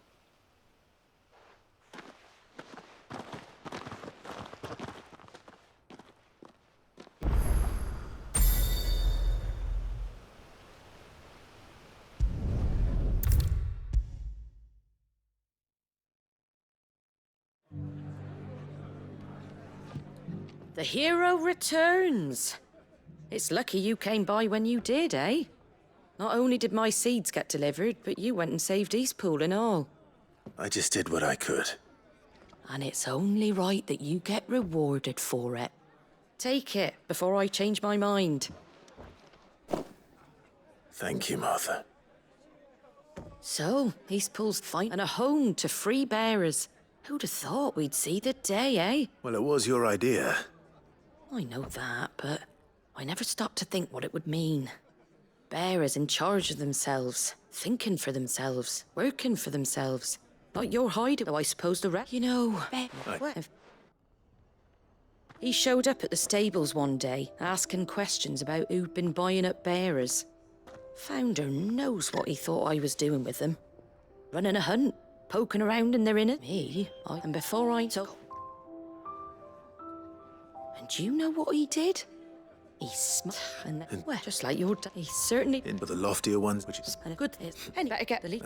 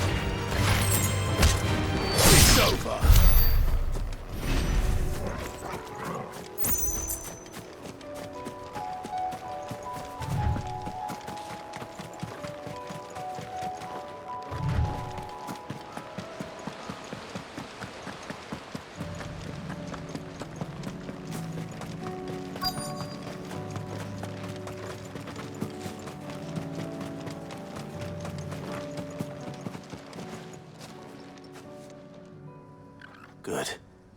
They haven't broken camp yet. How did Doris come to know a slaver, I wonder?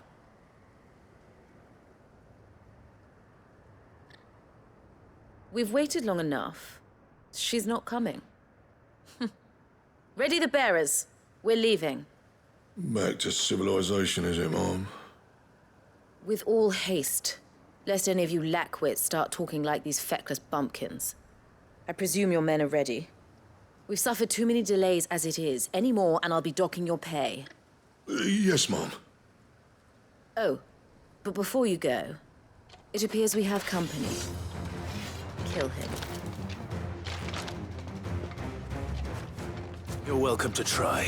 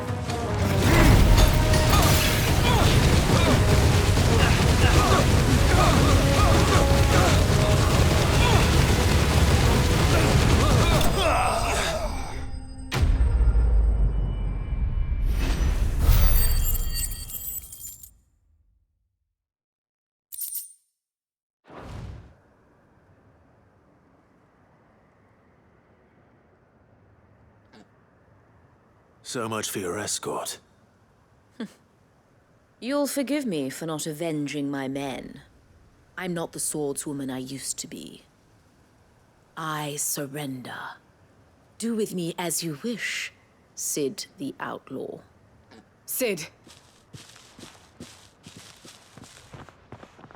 Ah, Doris.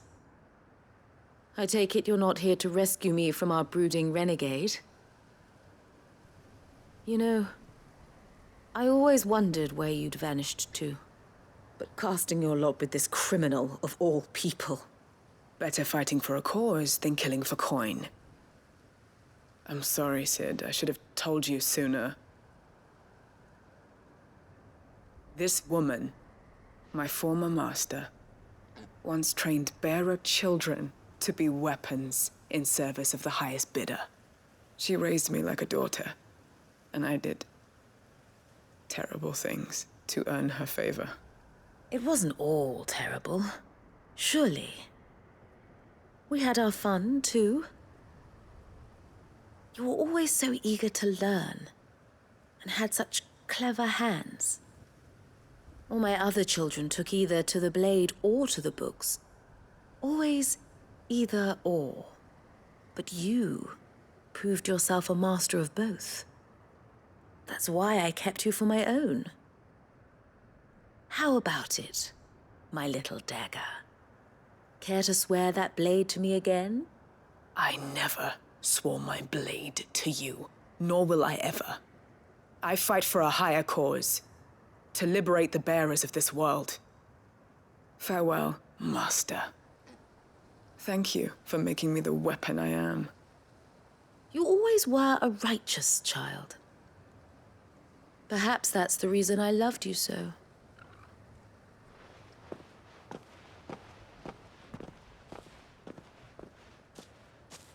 What do you want to do with her? I am not the killer she wanted me to be. Not anymore. And she no longer has friends in high places. The Dame does, though. Her connections at the Imperial Court will see that justice is done. All right. If you're certain. I am. And thank you for everything. Now, I better let these bearers know that they're safe.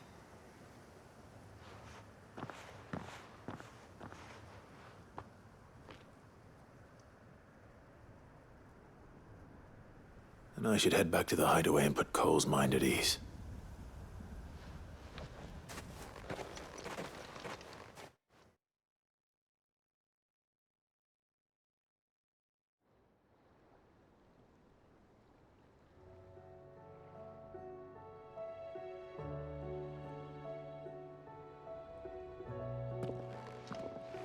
Welcome back, Sid.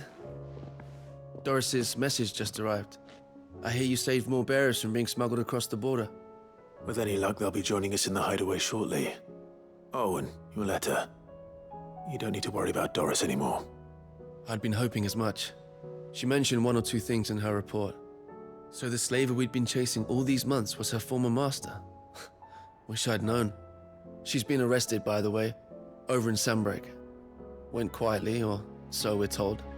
And she won't be getting off lightly. The Empire may have no love for bearers, but it's none too fond of black market traders either.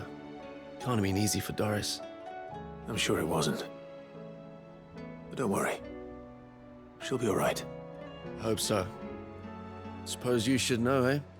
You had quite the past yourself before you came here, or so I understand. Anyway, thanks again, Sid. The Cursebreakers would be lost without Doris. And you, of course. Keep up the good work, Cole.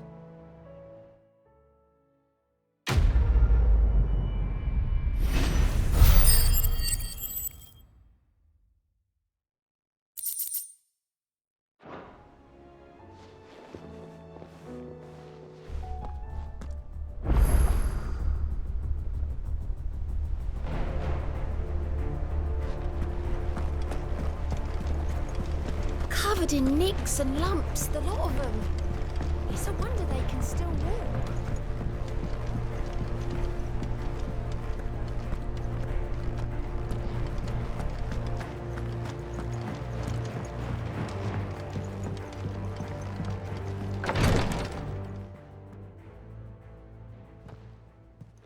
How are you feeling, Joshua?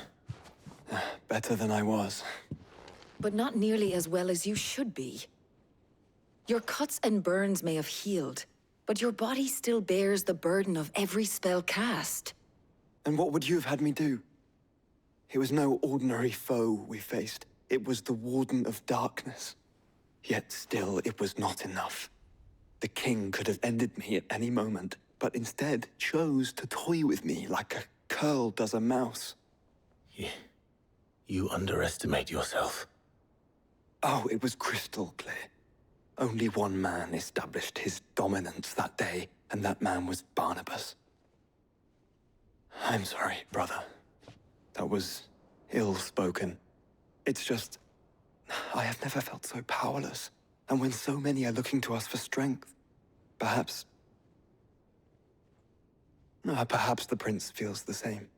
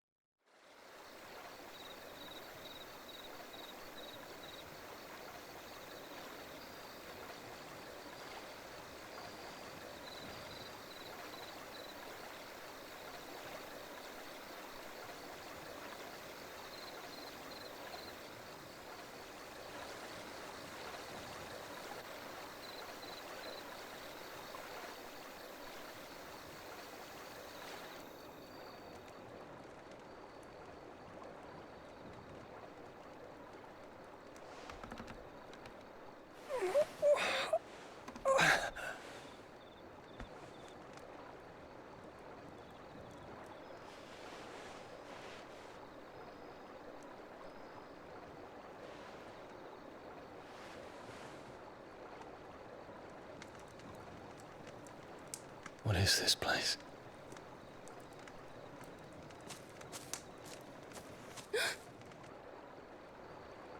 Don't move.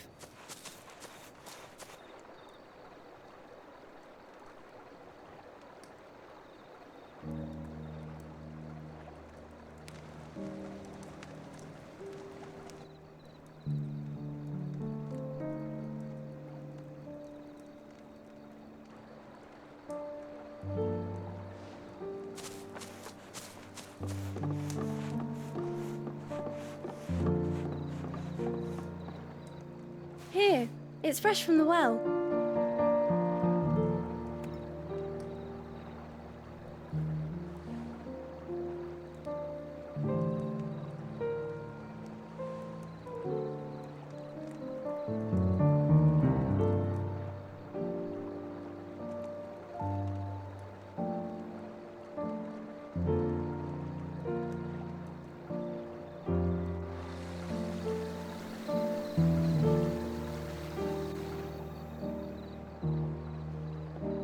Grandmother told me spirits sometimes get lost, and that the lanterns guide them to their proper place. I set one on the river for her when she passed away.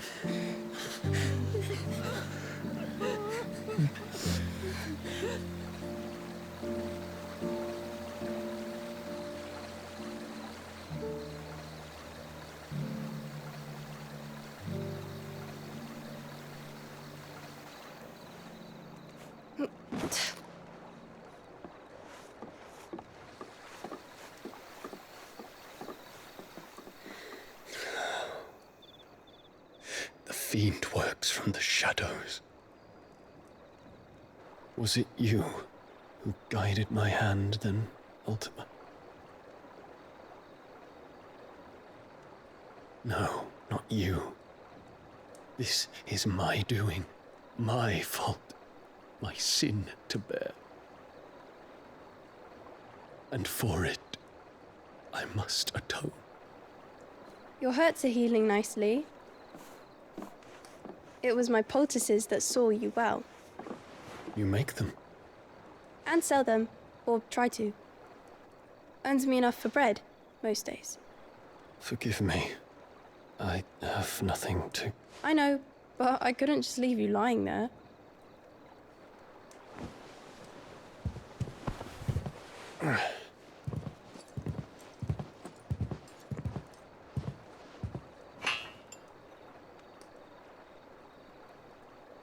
You're going then? Of course. I'm healed. Thanks to you and your poultices. Will you promise to come back and visit?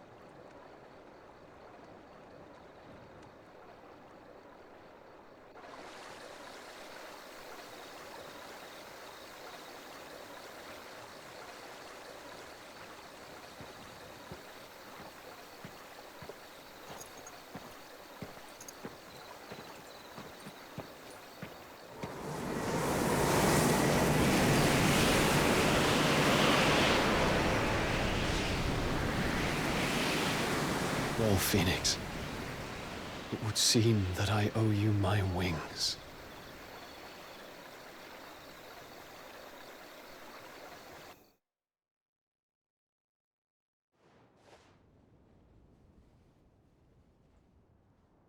Perhaps he can find an answer.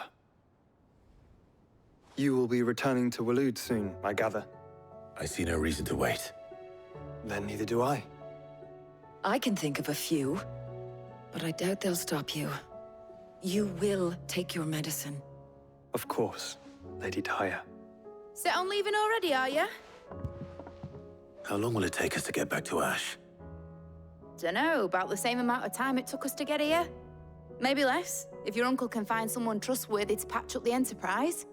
All depends on where we're putting into port, mind. Yes. It's not as if we can put ashore wherever we choose. We have to assume that the whole of Ash is hostile, and that we'll be attacked on sight. Then we must find a place they won't think to look. And I have an idea who might know of one.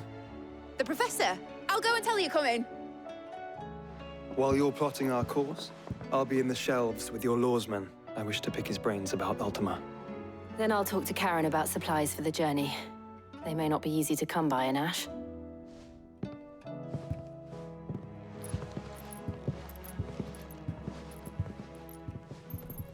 Your brother's body won't take much more of this recklessness. You know that, don't you? I do.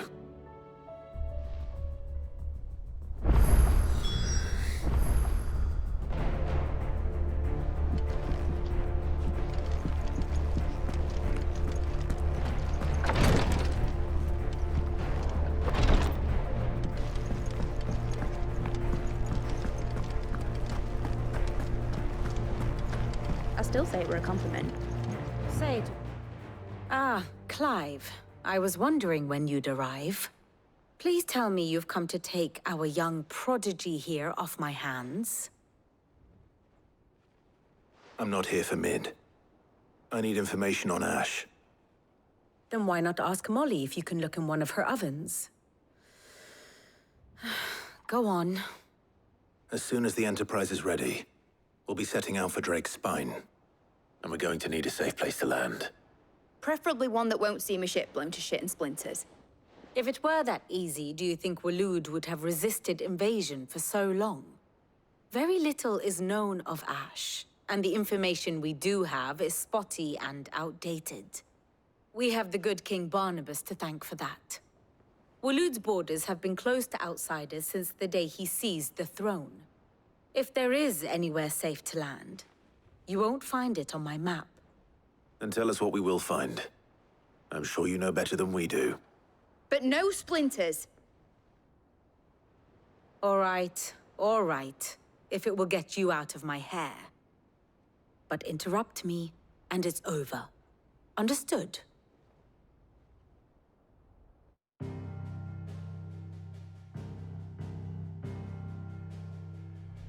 Barnabas Tharm, the one they call the Last King. Understand him, and you will understand the kingdom of Waloed. Barnabas was only a boy when he arrived from beyond the southern seas, and barely a man before he united the ragged tribes of Ash. And having unleashed them upon the formidable Veldamark, he set his throne upon the ancient kingdom's ruins. The victory sent shockwaves around Valisthea, tales of Odin's might spreading through every court, parlor, and drinking hole in the realm. Note that this was in the year 843. and that the king still sits upon his throne some 40 years later, quite untouched by time. Waloed's recent inaction left many wondering if Odin had lost his appetite for war. And yet here we are. The Einherjar was committed to the fray, a bold declaration of intent. Orcs swarm around Drake's Fang, and throngs of Akashic haunt canvas streets. Though how precisely the havoc they wreak serves Waloed remains unclear. Regardless, if the order to attack truly came from King Barnabas, then one thing is certain. Waloed has achieved the impossible, and made bedfellows of beastmen and the ether-addled alike. All of which is a roundabout way of saying that you will be in unknown territory when you set foot on Ash. Much of the continent has already been lost to the Blight, and what few ports remain will be fiercely guarded. And that is to say naught of its natural defenses. Offshore currents will cast an ill-equipped ship out to sea one moment, and dash it against the rocks the next. But then the Enterprise is anything but ill-equipped, and Mid has made land there before. Now, if only there were someone with an intimate knowledge of the Shadow Coast, and where a daring gentleman might put ashore.